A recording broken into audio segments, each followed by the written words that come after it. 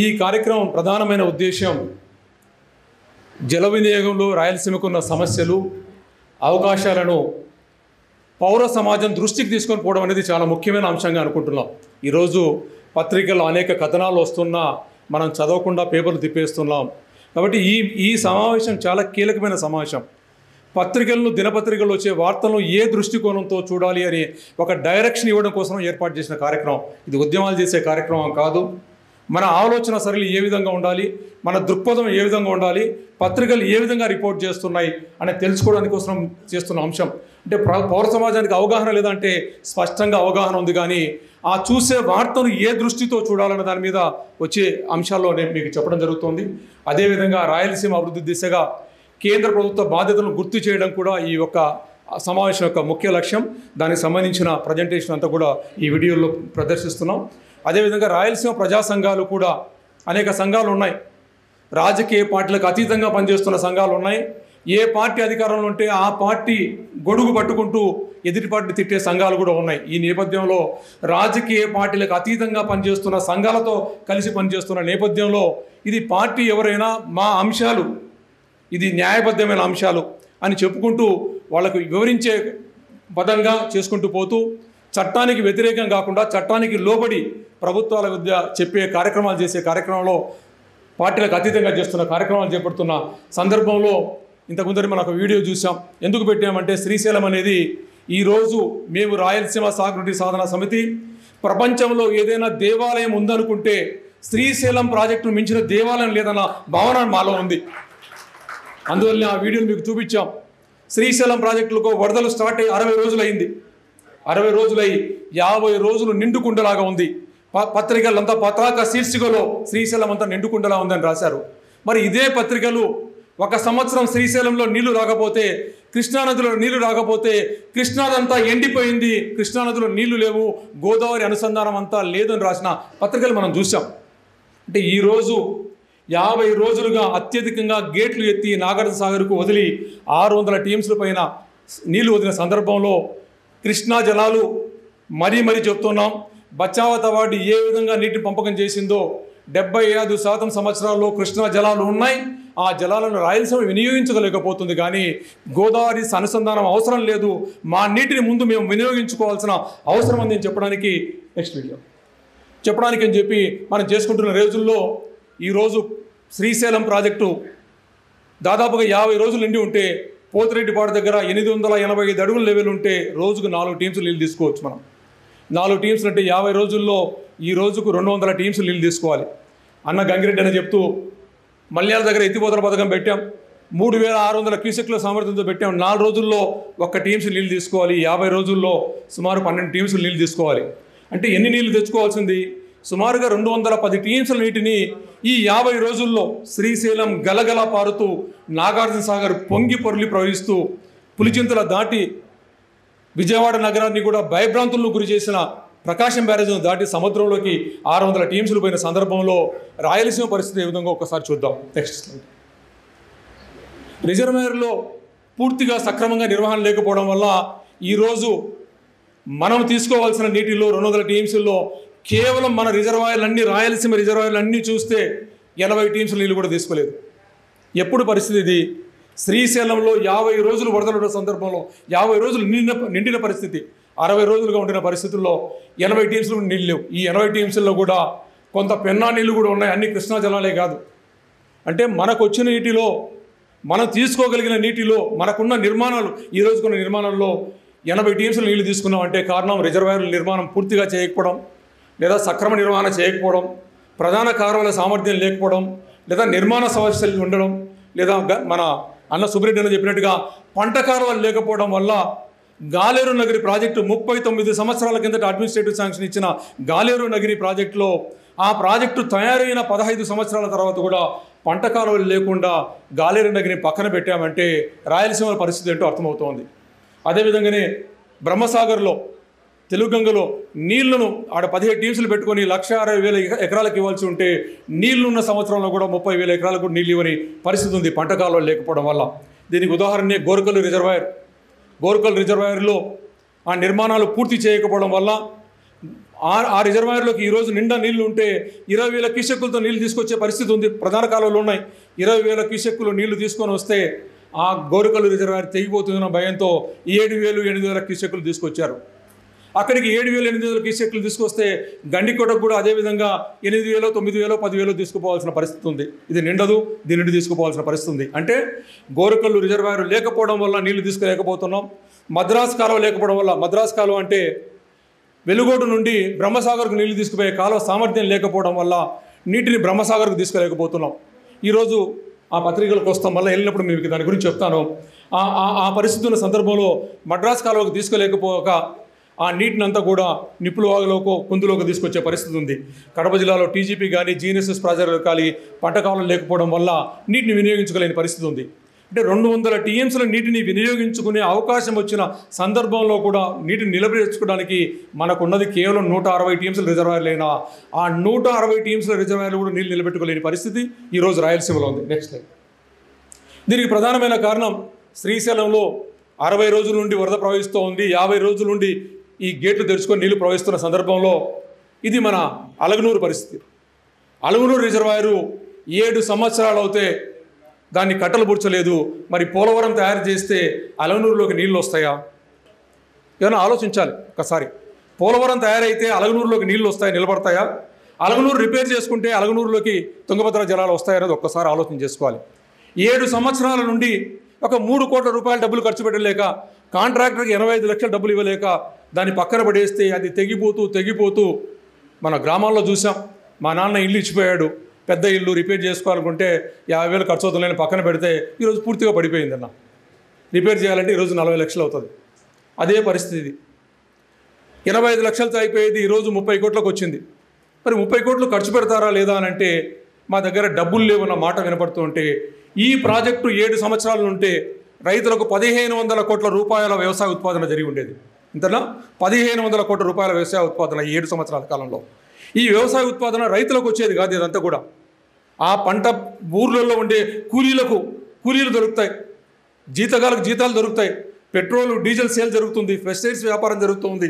దీని మీద అంటే ఎకనామిక్ సైకిల్ తిరగడానికి ఆధారపడేదని 30 కోట్లు ఖర్చు పెట్టలేక దీన్ని పక్కన పెట్టి దాని గురించి ఆలోచన చేసే పరిస్థితి లేని పైన ఒకవైపు కనపడుతుంది. Next line. ఇది హంద్రీనీవా ప్రధాన కాలువ. అనంతపురం జిల్లాలో వచ్చిన తర్వాత మొట్టమొదటిగా ఎత్తిపోసే నిర్మాణం అది. అక్కడ 12 పంపులు పెట్టారు. అక్కడ 3 పంపులు ఎత్తిపోస్తే కాలువ తెగిపోతుంది. మరి 9 పంపులు ఎందుకు పెట్టారు? కాంట్రాక్టర్ల కోసం పెట్టారా? రాజకీయ నాయకుల కోసం పెట్టారా?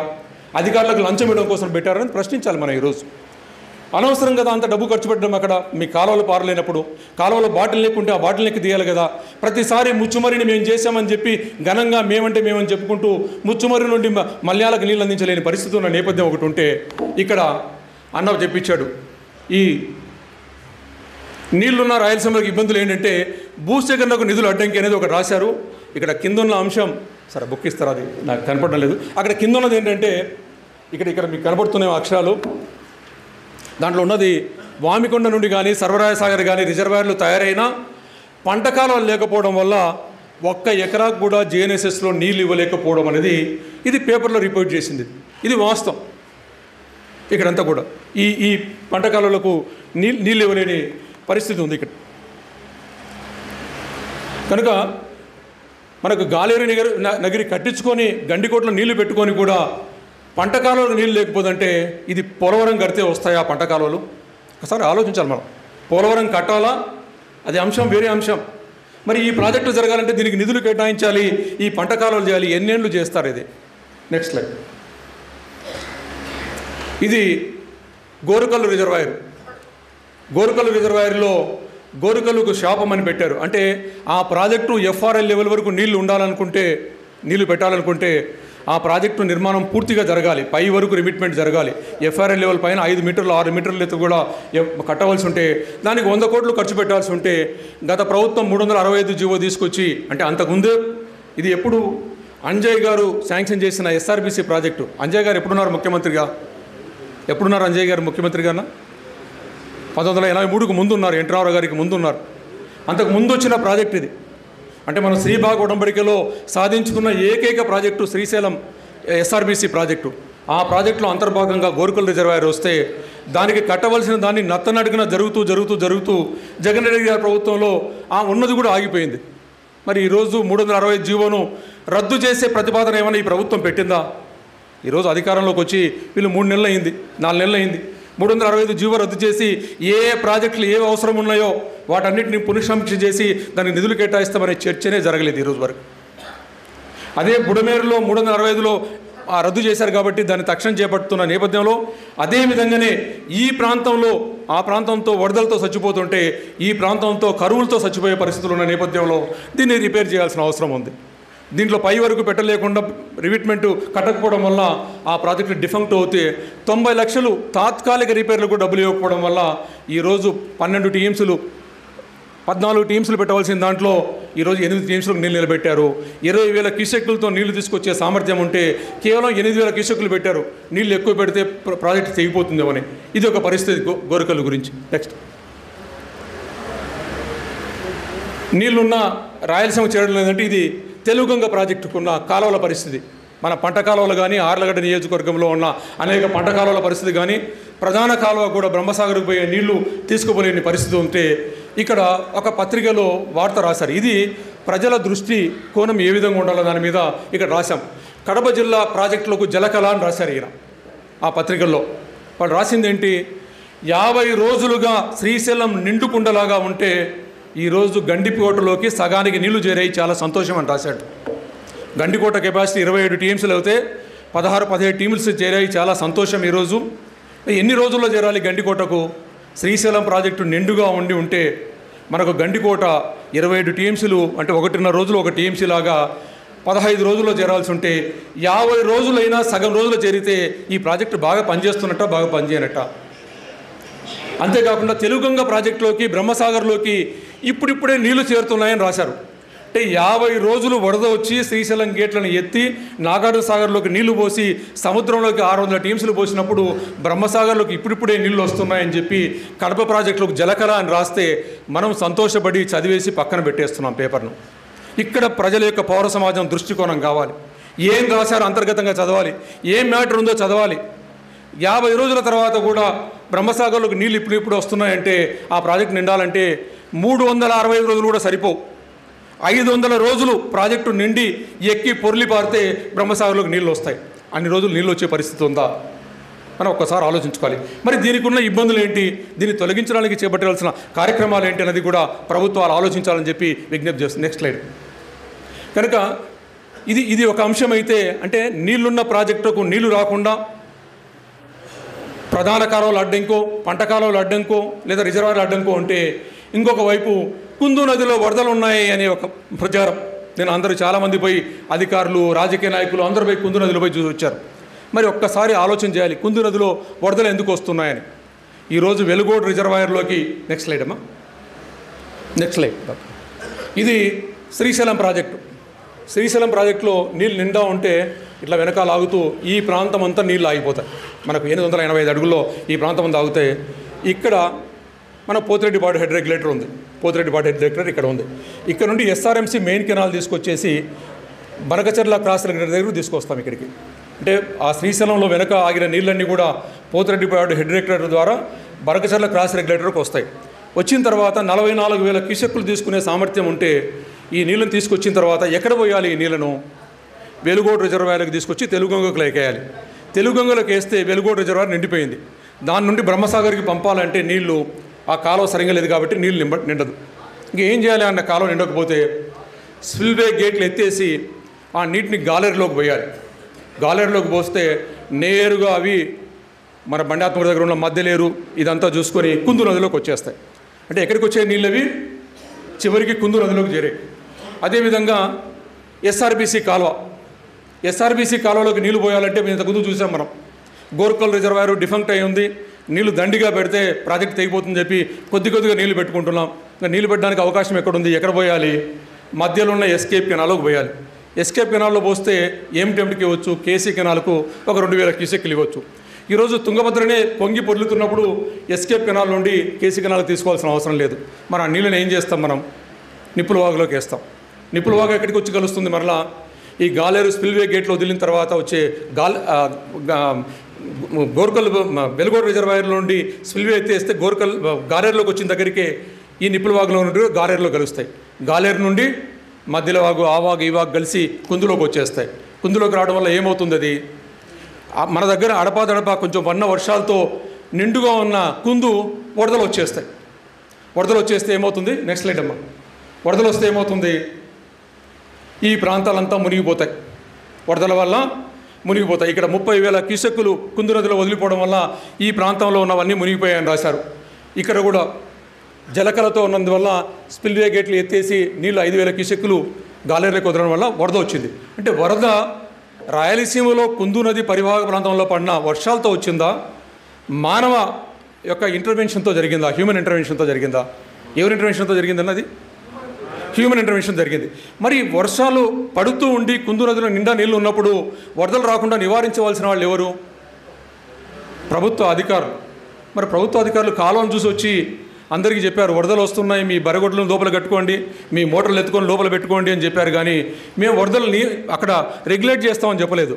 అంటే నీటిని బనకచెర్ల క్రాస్ రెగ్యులేటర్ నుండి వెలుగోడు ద్వారా బ్రహ్మసాగర్కు తీసుకుపోలేని ప్రభుత్వం, లేదా ఎస్ఆర్బీసీ నుండి గండికోటకు తీసుకుపోయి నిలబెట్టి ఆ పంటకాలంలో లేని ప్రభుత్వం నీళ్లను నదిలోకి పారబోసి వరదలు సృష్టిస్తుంది. సరే, వరదలు సృష్టించడం వల్ల వచ్చే లాభాలు నష్టాలు ఏంటంటే నెక్స్ట్ లైక్, ఈ వరదల వల్ల ఈ వరదలు వచ్చాయి కాబట్టి ప్రజలకందరినీ ఏం చేయాలన్నా ఇప్పుడు మన దృష్టికోణం ఇక్కడ కావాలి. నంద్యాలలో ఉన్న ప్రజలంతా కూడా అవునన్నా ప్రభుత్వం మంచి పని చేసింది, కుందు నదిని బాగా వెడల్పు చేసి లోతు చేసి కట్టలు కట్టేస్తే నంద్యాలకు వరదలు రావు అని అనుకుంటున్నారు. అంతే కదా శ్రీనివాస్? అంతేనా శ్రీకాంత్? అంతే కదా. మరి ఈ వరదలు రాకుండా ఆ కృష్ణా నీళ్లను రెగ్యులేట్ చేస్తే సరిపోతుందా?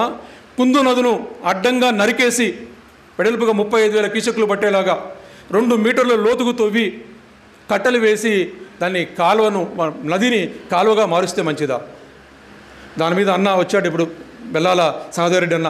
1,25,000 ఎకరాలు తొగర్చీటి దగ్గర నుండి కడప వరకు చిన్నకారు సన్నకారు రైతులు మోటార్లు వేసుకొని కష్టపడుతూ పూల పంటలు, వాణిజ్య పంటలు చేసుకుంటున్న వాళ్ళంతా అడ్డంగా నరికేస్తూ, వాళ్ళకు ₹1 కాంపెన్సేషన్ ఇవ్వకుండా, వాళ్ళకు చెప్పకుండా వాళ్ళని నరికేస్తూ, అడ్డంగా నరికేస్తూ అడిగితే మేము పొరంబోకు కోస్తున్నాం అంటాడు.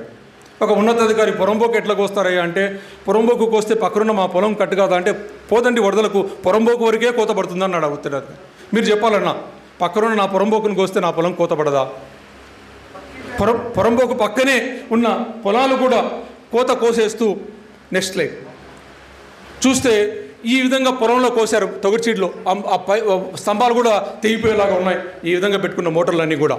మరి దీని మీద ఏం చర్చ జరగాలి? పత్రికల్లో రాయలసీమలో మీరు ఎలాగూ ఇరిగేషన్ క్రియేట్ చేయలేకపోతున్నారు, సొంతంగా రైతులు పెట్టుకున్న 1,20,000 ఎకరాలు నాశనం చేయడం ఆపండి, అక్కడ నదిని కాలువగా మార్చొద్దంటారా?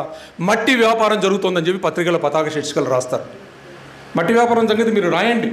మట్టి వ్యాపారం మీ రాజకీయ లక్ష్యంతో ఆ రాజకీయ పార్టీని నిందించడం కోసం ఈ రాజకీయ పార్టీ చేస్తున్నప్పుడే ఈ అంశాన్ని, ప్రజల యొక్క అంశాన్ని కూడా మనం రాయాల్సిన అవసరం ఉంది పత్రికలు. ఇది ఎందుకు రాయడం లేదంటే మనకు దృష్టికోణం లేదు. ఈరోజు మనం ఆ వైపు ఆలోచించడం లేదు. మన ఊరు ఈ మాదిగిపేటదంతా కూడా మునిగిపోతుందంటే అబ్బా కట్టలు వెడల్పు చేసేస్తే కొట్టేస్తే మేలు అనుకుంటే ఎవడి పొలాలు పోతున్నాయి, ఎవడి పంట పొలాలు పోతున్నాయి, ఎవడి వ్యవసాయం పోతూ ఉంది, ఎవడు రోడ్లో పడుతున్నాడు. 2 మీటర్లు చేస్తే పర్యావరణం ఏమవుతుంది? పర్యావరణ అసెస్మెంట్ చేశారా?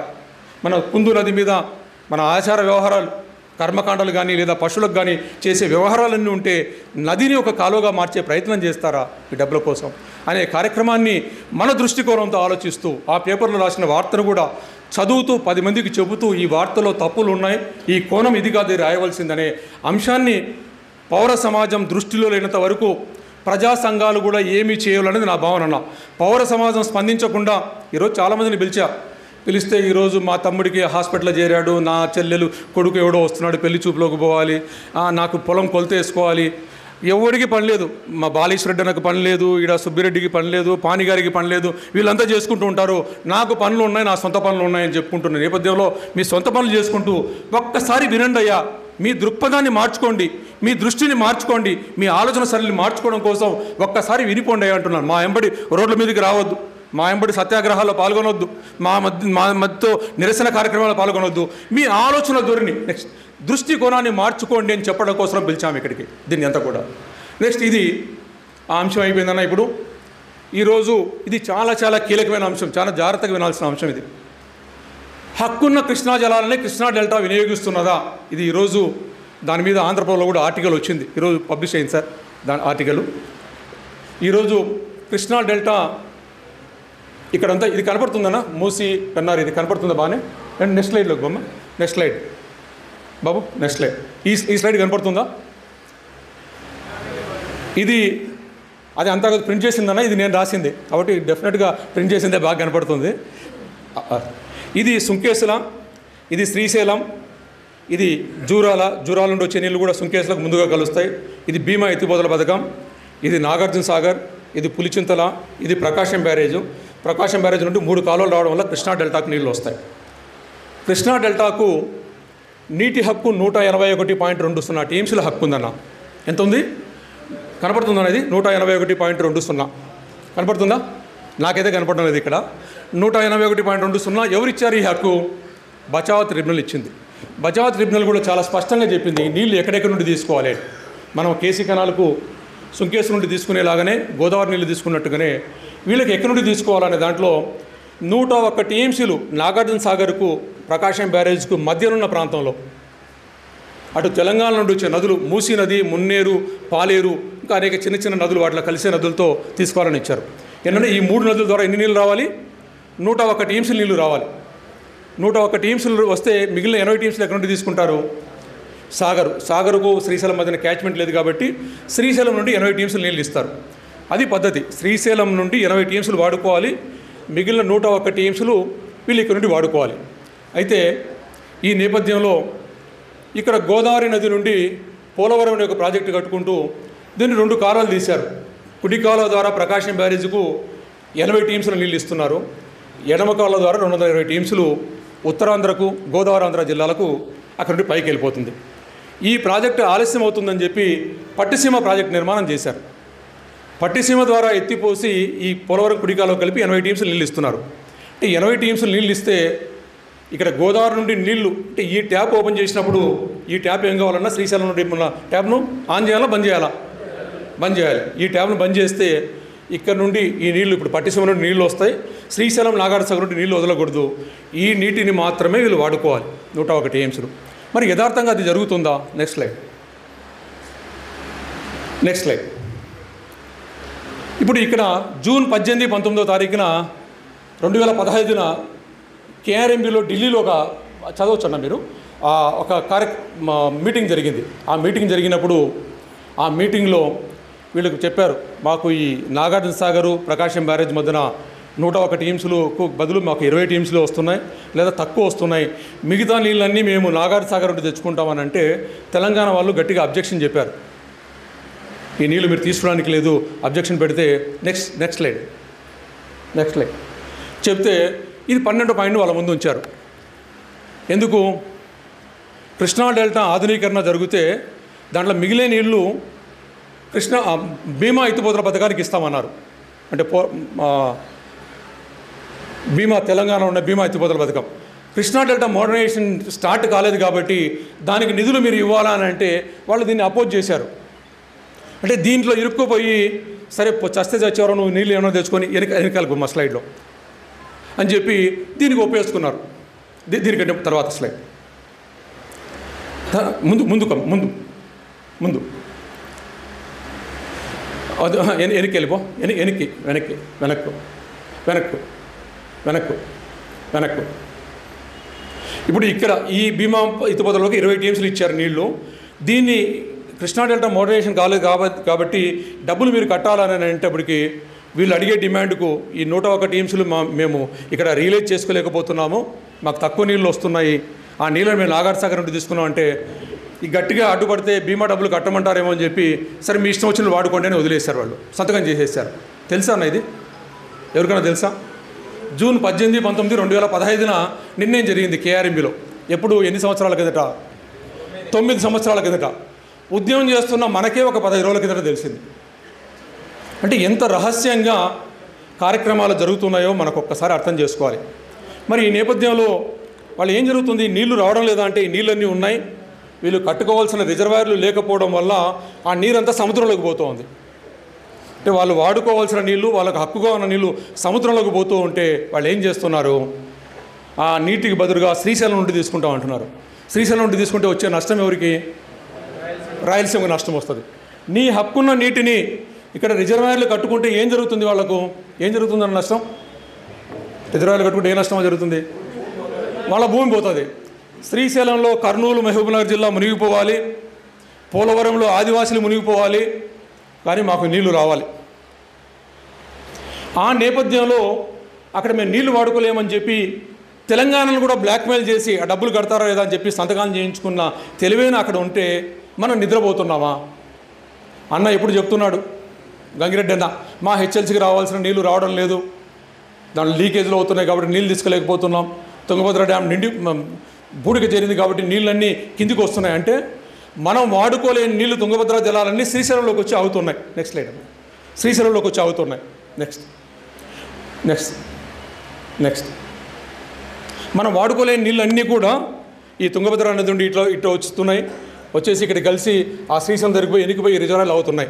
మనం వాడుకోలేని నిలబడిన శ్రీశైలంలో మనకెక్కువ హక్కు ఉంటుందా? సముద్రంలోకి నీరు పారబోసి మా నీళ్ళను ఉపయోగించుకోలేకపోతున్నాం కాబట్టి శ్రీశైలంలో మాకు నీళ్లు తెచ్చుకుంటాం అనే వానికి హక్కు ఎక్కువ ఉంటుందా అన్న? ఎవరికి హక్కు ఉంటుంది? మనకు హక్కు ఎక్కువ ఉంటుంది. మరి ఎప్పుడన్నా అడిగామా మనం మన హక్కు గురించి? అడిగామా ఎప్పుడన్నా? ఏం మల్లికార్జున ఇట్లా అంటున్నాడు, చేతులు లేదని 2 చేతులు అంటున్నాడు పూర్తిగా ఒప్పుకుంటూ. నెక్స్ట్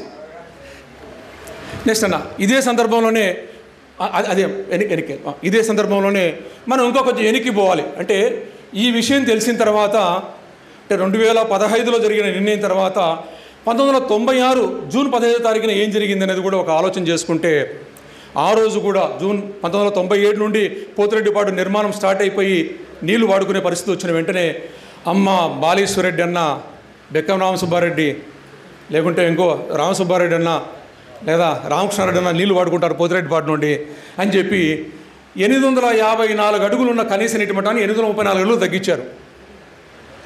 ఇది శ్రీశైలం వెనక్కి బొమ్మ వెనక్కి ఇది శ్రీశైలం ప్రాజెక్ట్ అన్న. ఇక్కడ ఈ శ్రీశైలం ప్రాజెక్టులో 885 అడుగులు నీళ్ళు ఉంటే వెనక్కి అవుతూ ఈ ప్రాంతానికి వచ్చి పోతిరెడ్డిపాడు దగ్గరికి అవుతాయి. దీన్ని క్రాస్ సెక్షన్ తీసి పెట్టాం. ఇక్కడ వెనక్కి వెళ్ళిపోమ్మ, ఇంతకుముందు వచ్చిన స్లైడ్లో. ఇక్కడ 854 అడుగులు ఉంటే ఈ పోతిరెడ్డిపాడు అనేది భూమికి 841 అడుగుల ఎత్తులో మనం కట్టుకున్నాం. 885 అడుగులకు నీళ్ళు వస్తాయి. 854 అడుగులు నీళ్లు ఉంటే ఈ 841 నుండి 54 మధ్యన 12 అడుగుల్లో మనం నీరు తీసుకునే అవకాశం ఉంది. కాబట్టి రాయలసీమ ప్రజలంతా పోతిరెడ్డిపాడు దూరం నీళ్ళు తీసుకుంటే మాకు కేటాయించిన 101 టీఎంసీలు నాగార్జున సాగర్కు, ప్రకాశం బ్యారేజ్ ఉన్న నీళ్లు మేము ఉపయోగించుకోలేక సముద్రంలోకి పారబోస్తున్నాం. అది ఉపయోగించుకోవాల్సిన అవసరం వస్తుంది. కాబట్టి ఏం చేయాలి మనము? శ్రీశైలంలో పోతిరెడ్డిపాడు ద్వారా నీళ్లు వాడుకోకుండా ఉండడం కోసం 854 నుండి 834 కనీస నీటి మట్టం తీసుకొచ్చి ఇక్కడికి పెట్టేసి పోతిరెడ్డిపాడుకు నీళ్ళు అందకుండా చేశారు. అంటే దీనికి ఎవిడెన్స్ కనబడుతుంది కదా. ఈరోజు జూన్ 18, 19, 2015లో ఇచ్చిన పేపర్ కేఆర్ఎంబీ నిర్ణయమే దీనికి వెనక్కి తీసుకుంటే అదే ఉద్దేశంతో చేసినట్టే కదా. వాళ్ళు రిజర్వాయర్లు లేవు కాబట్టి మా నీటిని వినియోగించుకోలేకపోతున్నారు. బ్లాక్ అండ్ వైట్లో రాసి ఉన్నారు. మీకు అందరికీ గంగిరెడ్డి ఆ పేపర్ షేర్ చేస్తాను నేను. ఆ రెజల్యూషన్ అంతా కూడా ఒక 7 పేజీ లెటర్ ఉంది. క్షుణ్ణంగా చదవండి, మీ ఎమ్మెల్యేలకు ఇవ్వండి, ఎక్స్ప్లెయిన్ చేయండి, వాళ్ళ మైండ్లోకి ఎక్కించండి ఏ విధంగా జరుగుతూ ఉందనేది తప్పకుండా తెలుసుకోవాల్సిన అంశం ఉంది. అంటే నా ఉద్దేశం ప్రకారం ముఖ్యమంత్రి గారికి కూడా ఈ విషయం తెలియకుండా జరిగి ఉంటుంది అధికారుల ద్వారా అని అనుకుంటున్నాను. అంత ఇంట్రికసీ విషయాలు తెలియవు. ఈ నీళ్లు రాకపోతున్నాయి కాబట్టి మేము నాగార్జున నుండి శ్రీశైలం నుండి తెచ్చుకుంటాం అని రాసుకుంటున్నప్పుడు ముఖ్యమంత్రి గారు అంత లోతుగా పరిశీలన చేసే వ్యవహారం కాదు. కాబట్టి ముఖ్యమంత్రి గారి దృష్టికి మన ప్రజాప్రతినిధులు తీసుకొని పోవాలి. ఇది ఈ రోజు కాదు, 1996 నుండి కూడా మీకు ఏమైనా ఉంటే మిమ్మల్ని మిస్లీడ్ చేశారు ఆ ప్రాంతం ప్రజలు అనేది ఒక మాట చెప్పడం కోసం ఎమ్మెల్యేలను ఒక గ్రూప్గా చేసుకుంటూ మంచిది చేశారు. మీరు 25 మందిని ఒక గ్రూప్ చేసి వాళ్ళకి సమాచారం షేర్ చేయండి. దీని మీద ఈరోజు ఆంధ్రప్రభలో కూడా ఒక ఆర్టికల్ రాశాను. ఆర్టికల్ మీరు చదవడం కొంచెం ఇబ్బందిగా ఉంటే ఆ రాసిన ఆర్టికల్ యాజిటీస్ కూడా మీకు మా వర్డ్ ఫైల్లో కానీ PDF ఫైల్ కానీ పంపిస్తాను, చదవండి, అది షేర్ చేయండి అని చెప్పి కోరుకుంటున్నాను. అంటే ఇంత కృష్ణా డెల్టాకు కేటాయించిన నీటిని వినియోగించుకోకుండా సముద్రంలోకి పారబోస్తూ 854 నుండి 834 తీసుకురావడం, మొన్న 2015లో మేము వాడుకోలేకపోతున్నాం, నీళ్లు నాగార్జున నుండి తీసుకుంటామని చెప్పి దాని మీద సంతకం చేయించడం కోసం తెలంగాణ వాళ్ళను మీ 20 టీమ్స్లో మోడర్నైజేషన్కు డబ్బులు కడతారా లేదా అంటే వాళ్ళు దాన్ని అపోజ్ చేసుకుంటూ మనం పంచాయతీ చేసుకుంటూ ఉంటే ఎదుటివాడిని భయపెట్టాలంటే ఏం చేయాలన్నా వాని నెగిటివ్ పాయింట్ను వాని బ్లాక్మెయిల్ చేసే పద్ధతిగా జరిగిన వ్యవహారంగా కనపడుతుంది ఇదంతా కూడా. నెక్స్ట్ అంటే ఇంత అంటే సమభావన అనేది లేకుండా ఒక రాష్ట్రంలో జరుగుతూ ఉంటే ప్రజలు ఏ విధంగా మీ దృష్టికోణం చాలా చాలా చాలా కీలకమైన అంశం ఇది. రాయలసీమ భవిష్యత్తుకు సంబంధించింది ఊరితాడు వేశారు 1996 నుండి నీళ్ళు లేకుండా, అంటే సముద్రంలోకి నీటిని పారబోస్తూ. ఎందుకు చేశారు ఈ కార్యక్రమం అంటే ఒకటి 75 సంవత్సరాలలో ప్రతి ప్రాజెక్టు కూడా నీళ్లు వాడుకునేలాగా ఇచ్చారు. 25 సంవత్సరాలు నీరు తప్పకుండా వాడుకోలేని పరిస్థితులు ఉంటాయి నీళ్ళు పంచిన దాంట్లో. కృష్ణా డెల్టా కూడా 25 సంవత్సరాలు నీటి వాడుకోలేని పరిస్థితి ఉంటుంది. కానీ మనం వాడుకోకుండా చేస్తే ఆ 25 సంవత్సరాలు కూడా వాళ్ళు ఇబ్బంది లేకుండా 100 సంవత్సరాలు కూడా నీళ్లు వాడుకునే పరిస్థితిని వాళ్ళు క్రియేట్ చేసుకొని మంచిదే. వాళ్ళు 100 సంవత్సరాలు నీళ్ళు వాడుకుంటే మనకేం ఇబ్బంది లేదు. అయితే ఆ 75 సంవత్సరాల్లో నీళ్లు వాడుకునే సంవత్సరాలు కూడా ఒక్క సంవత్సరం కూడా మనం నీరు వాడుకోకుండా చేసిన చర్యను మాత్రం మనం పౌర సమాజం ఒక్కసారి గుర్తుపెట్టుకొని దీని మీద ఇది ప్రజా సంఘాల వల్ల జరిగే పని కాదు, స్పష్టంగా చెప్తున్నాను గంగిరెడ్డి అన్న. పౌర సమాజం ఆలోచించకపోతే మీరందరూ బాధ్యతగా ఇప్పుడు అందరినీ పిలిచాం, ముఖ్యులందరినీ కూడా ఇక్కడికి అంతా కూడా మీరందరూ కూడా మీకు తెలిసిన వాళ్ళకు మీ వ్యక్తుల దగ్గర మీరు ఇంట్లో కూర్చొని సరే ఈ సమాచారం చేర్చకపోతే మన ఒక దృష్టికోణం మార్చుకోకపోతే మాత్రం రాయలసీమ భవిష్యత్తు లేదు. 70 ఏళ్ళు కాదు 100 ఏళ్ళైనా. ఎందుకు చెప్తున్నానంటే 12 సంవత్సరాల కాలంలో రాయలసీమ సాగునీటి సాధన సమితి అనేక మంది మిత్రులతో కలిసి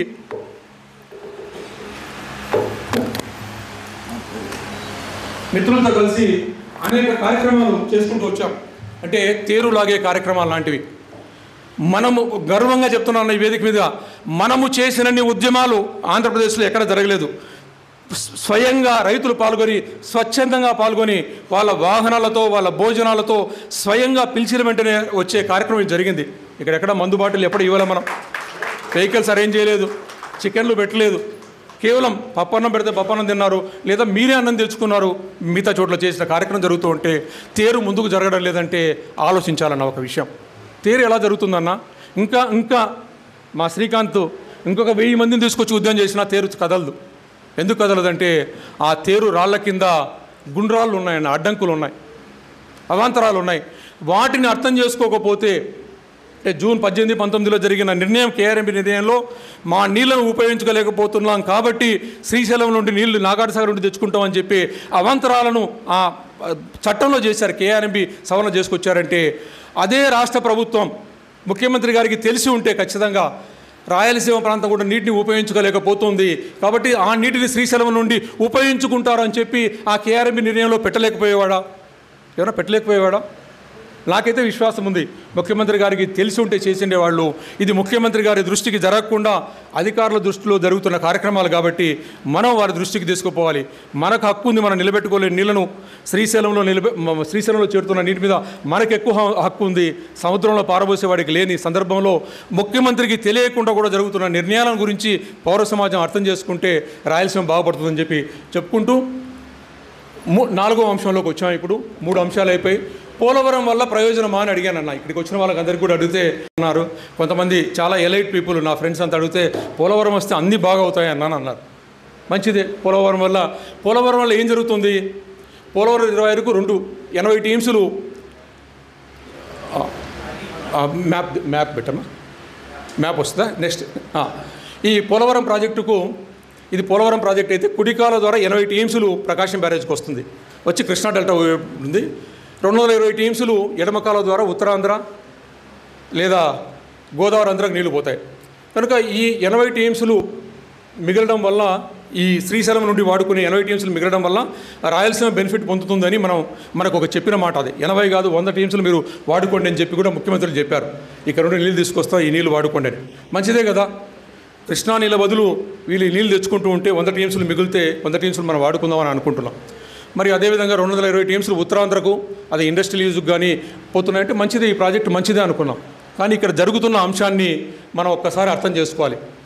ఆదా అయ్యే కృష్ణా జలాలు 80 టీమ్స్లు, అంటే ఈ కుళాయి ఆన్ చేసినందువల్ల ఇది బంద్ చేస్తే ఆదా అయ్యే టీమ్స్లు 80 టీమ్స్లు అవుతే, గతంలోనే దాదాపు 40 ఏళ్ల కింద ఒక ఒప్పందం జరిగింది. మీరు ఏ రోజైతే పోలవరం ప్రాజెక్టు కట్టుకుంటారో, పోలవరం ప్రాజెక్టు నిర్మాణం మొదలు పెడతారో, కట్టుకోవడం కూడా కాదు, అప్పుడు కర్ణాటక మహారాష్ట్రలో 35 టీమ్స్లు ఇవ్వాలన్నారు. ఎక్కడున్నాయి కర్ణాటక మహారాష్ట్రలో? మనకు దిగువన ఉన్నాయా, ఎగువన ఉన్నాయా? ఎగువన ఉన్నాయి కాబట్టి మనకు నీళ్లు రాకముందని 35 టీమ్స్లో వాడు పట్టేసుకుంటాడు. ఎన్ని మిగులుతాయి? 45 టీమ్స్లు మిగులుతాయి. 45 టీమ్స్లన్నా సరే సంతోషం, 45 టీమ్స్లన్నా వాడుకుందాం, లేదా హంద్రీని ఒక 40 టీమ్స్లు ఇచ్చేద్దాం నికర జలాలు అనుకుందాం అనుకుంటే ఈ లోపుగా బీమా ఎత్తిపోతల పథకం కూడా పైన ఉందా కింద ఉందా మనకంటే బీమా ఎగువనే ఉంది. వాడు 20 టీమ్స్లు పట్టుకుంటాడు. ఎంత మిగులుతాయన్నా 25 టీఎంసీలు. పోనీ ఆ 25 టీఎంసీలైనా వస్తాయంటే వీడు నేను నీళ్లు నిలబెట్టలేకపోతున్నాను కాబట్టి ఈ నీళ్లు కూడా శ్రీశైలం నుండి తీసుకుపోతే రాయలసీమ మిగిలేది ఎంత అన్న? మరి పోలవరం వల్ల లాభం ఉందా? దానికి కొన్ని పరిమితులు ఉన్నాయి. ఈ నీళ్లు నిలబెట్టుకోకుండా మీరు వాడుకోకుండా ఉన్నన్ని రోజులు, మీ ప్రాంతాన్ని ముంచి రిజర్వాయర్లు కట్టుకోనన్ని రోజులు మాకు నష్టమే జరుగుతూ ఉంటుంది. మరి ఇప్పుడు కూడా అదే చెప్తారు, అయ్యా సరే మంచిదే, మా ప్రాంతం అంతా రిజర్వాయర్లు కట్టుకున్న తర్వాత మీ ప్రాంతం గురించి ఆలోచిస్తామంటారు. ఒప్పుకుందామా? ఏమైనా డబ్బులు లేవంటున్నారు, ముందు మా నీళ్లు వాడుకుంటాం, మీరు ఎట్లా ఆకలికి అలవాటు పడిపోయారు, మీరు ఇంకా వెయిట్ చేయండి, ఒక 10 ఏళ్ళలో 20 ఏళ్ళలో 30 ఏళ్ళలో 40 ఏళ్ళలో అప్పుడు కట్టుకుందాం అంటే ఒప్పుకుందామా? ఒప్పుకోకుండా ఏం చేస్తామన్నా? ఏం చేయలేం. ప్రజల యొక్క దృష్టికోణంతో ఆలోచించడం మొదలుపెట్టండి. ఆ కోణంతో ప్రతి ఇంటింటికి చెప్పడానికి ప్రయత్నం చేయండి. శ్రీకాంత్, మీరు ఆ ప్రోగ్రాం నంద్యాలలో ఎట్లా బిల్డప్ చేస్తారో మీరు చూడండి, మన మిత్రులతో అంతా కలిపి ఆ ప్రోగ్రాం చేసేయండి. జేపీ వెంకటేశ్వర గారు కూడా వచ్చారా? వస్తా అన్నారు వెంకటేశ్వర స్వామి. వీళ్ళంతా కూడా కొంచెం ఈ అంశాన్ని దృష్టిలో పెట్టుకొని ఎట్లా చేయాలి, మరి ఈ ప్రాజెక్టులన్నీ కట్టుకుంటాం, మేము డబ్బులన్నీ ఇక్కడ ఖర్చు పెట్టుకుంటాం, పోలవరం కట్టేంతవరకు ఆగండి అంటే మా సుబ్రెడ్డి అన్నకు బ్రహ్మసాగర్లోకి నీళ్లు పోతాయా? తెలుగుగంగ కాలువ రిపేర్ చేయకుండా, గోరుకల్లు రిపేర్ చేయకుండా గండికోటలోకి నీళ్లు పోతాయా? ఎస్ఆర్బీసీలోకి నీళ్ళు వస్తాయా? హంద్రీనివా కాలువ వెడల్పు చేయకుండా, నిర్మాణాలు పూర్తి చేయకుండా అనంతపురకు నీళ్ళు వస్తాయా? మరి అవన్నీ ఆగండి ఇవి అవుతాయంటే అది అయిన వెంటనే ఇవన్నీ ఆటోమేటిక్లాగా ఇది మంత్రదండం అనుకుంటే పోలవరం అయిపోయిన వెంటనే హోమ్ ఫట్ అనేటప్పటికి ఇవన్నీ తయారైపోయేలాగైతే ప్రాబ్లం లేదు. అయిపోతాయని అట్లా దీన్ని ఏమైనా పోలవరం అనే మంత్రదండం చేద్దామా? చేయడానికి అవకాశం ఉందా? శ్రీనివాసరావు నవ్వుతున్నావు, ఏమో మర్మం ఉన్నట్టుంది, ఏదో ఉన్నట్టుంది ఇంట్లో ఉందా? కనుక ఈ నేపథ్యంలో మనకు దీనికి పరిమితులు ఉన్నాయి. ఈ పరిమితుల దృష్టిలో మనం ప్రభుత్వాన్ని ఏమడుగుతున్నాం? అయ్యా నిష్ణాతులైన ఇంజనీర్లను తో ఒక కమిటీని వేయండి. దాంతోపాటుగా చాలా కీలకమైన అంశం, దాంతోపాటుగా సమభావన ఉన్న వాళ్ళను, విశాల హృదయం ఉన్న వాళ్ళను, ప్రజాస్వామ్య దృక్పథం ఉన్న వాళ్ళను, బాగా నాలెడ్జ్ విజ్ఞానవంతులను కూడా సభ్యులుగా వేయండి అని అడుగుతున్నాం. ఎందుకంటే సమభావన లేనివాడు, విశాల దృక్పథం లేనివాడు, లేదా ప్రజాస్వామ్య ధోరణి లేనివాడు, నాలెడ్జ్ లేనివాడు, మిగతా ప్రాంతాల గురించి నాలెడ్జ్ లేనివాడు, ఆ ప్రాంతంలో కూర్చొని ఆ ప్రాంత సమస్యల గురించి మాట్లాడేవాడు సభ్యుడిగా ఉంటే రాష్ట్రానికి సమన్యాయం జరగదు. కాబట్టి ముఖ్యమంత్రి గారిని మేము అప్పీల్ చేస్తున్నది ఒకటి, మొత్తం రాష్ట్రంలో ఉన్న సమస్యలన్నిటికీ కూడా ఏ విధంగా చేస్తామో అనే దాని మీద మీరు ఒక ఆలోచన చేయడానికి ఒక కమిటీని వేయండి. ఆ కమిటీలో టెక్నికల్ పీపుల్ని వేయండి. సమభావన, మళ్ళా చెప్తున్నా, సమభావన, విశాల హృదయం, అదేవిధంగా ప్రజాస్వామ్య దృక్పథం, విజ్ఞానవంతులైన వాళ్ళని కూడా కమిటీలో వేయకుండా కుంచిత స్వభావం ఉన్నవాళ్ళు, ఆ ప్రాంతం యొక్క లక్ష్యాలనే ఉన్న వాళ్ళని కమిటీలో వేసుకుంటే జరిగేది రాష్ట్ర విధ్వంసమే కాదు, రాష్ట్ర అభివృద్ధి కూడా జరగదు అనేది ఒక్కసారి ముఖ్యమంత్రి గారు దృష్టిలో పెట్టుకోవాలని చెప్పి ఈ సభావేదిక ఉందా మనకి తెలియజేసుకుంటూ నెక్స్ట్ స్లైడ్లో నెక్స్ట్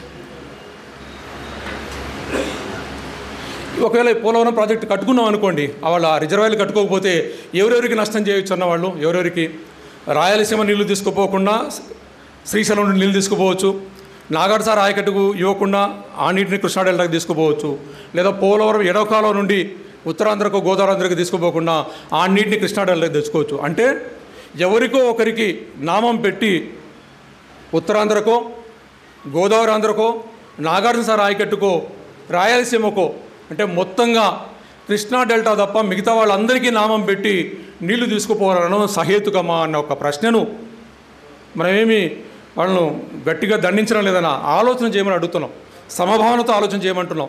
ప్రజాస్వామ్య దృక్పథంతో ఆలోచన చేయమనే కోరికను వాళ్ళకు పెట్టుకుంటూ ఇన్ని కార్యక్రమాలు ఉన్నప్పుడు పోలవరం ప్రాజెక్టు వల్ల పరిమితులు ఉన్నాయి కాబట్టి ఆ ప్రాజెక్టు పూర్తి అయితేనే అన్ని సస్యశ్యామలం అవుతుంది అనుకున్నా మీ వాదనను పక్కన పెట్టి ఈరోజు మీరు చేపట్టాల్సిన అంశాలు వేరే ఉన్నాయని చెప్పి మీకు విజ్ఞప్తి చేసుకుంటూ నెక్స్ట్ స్లైడ్.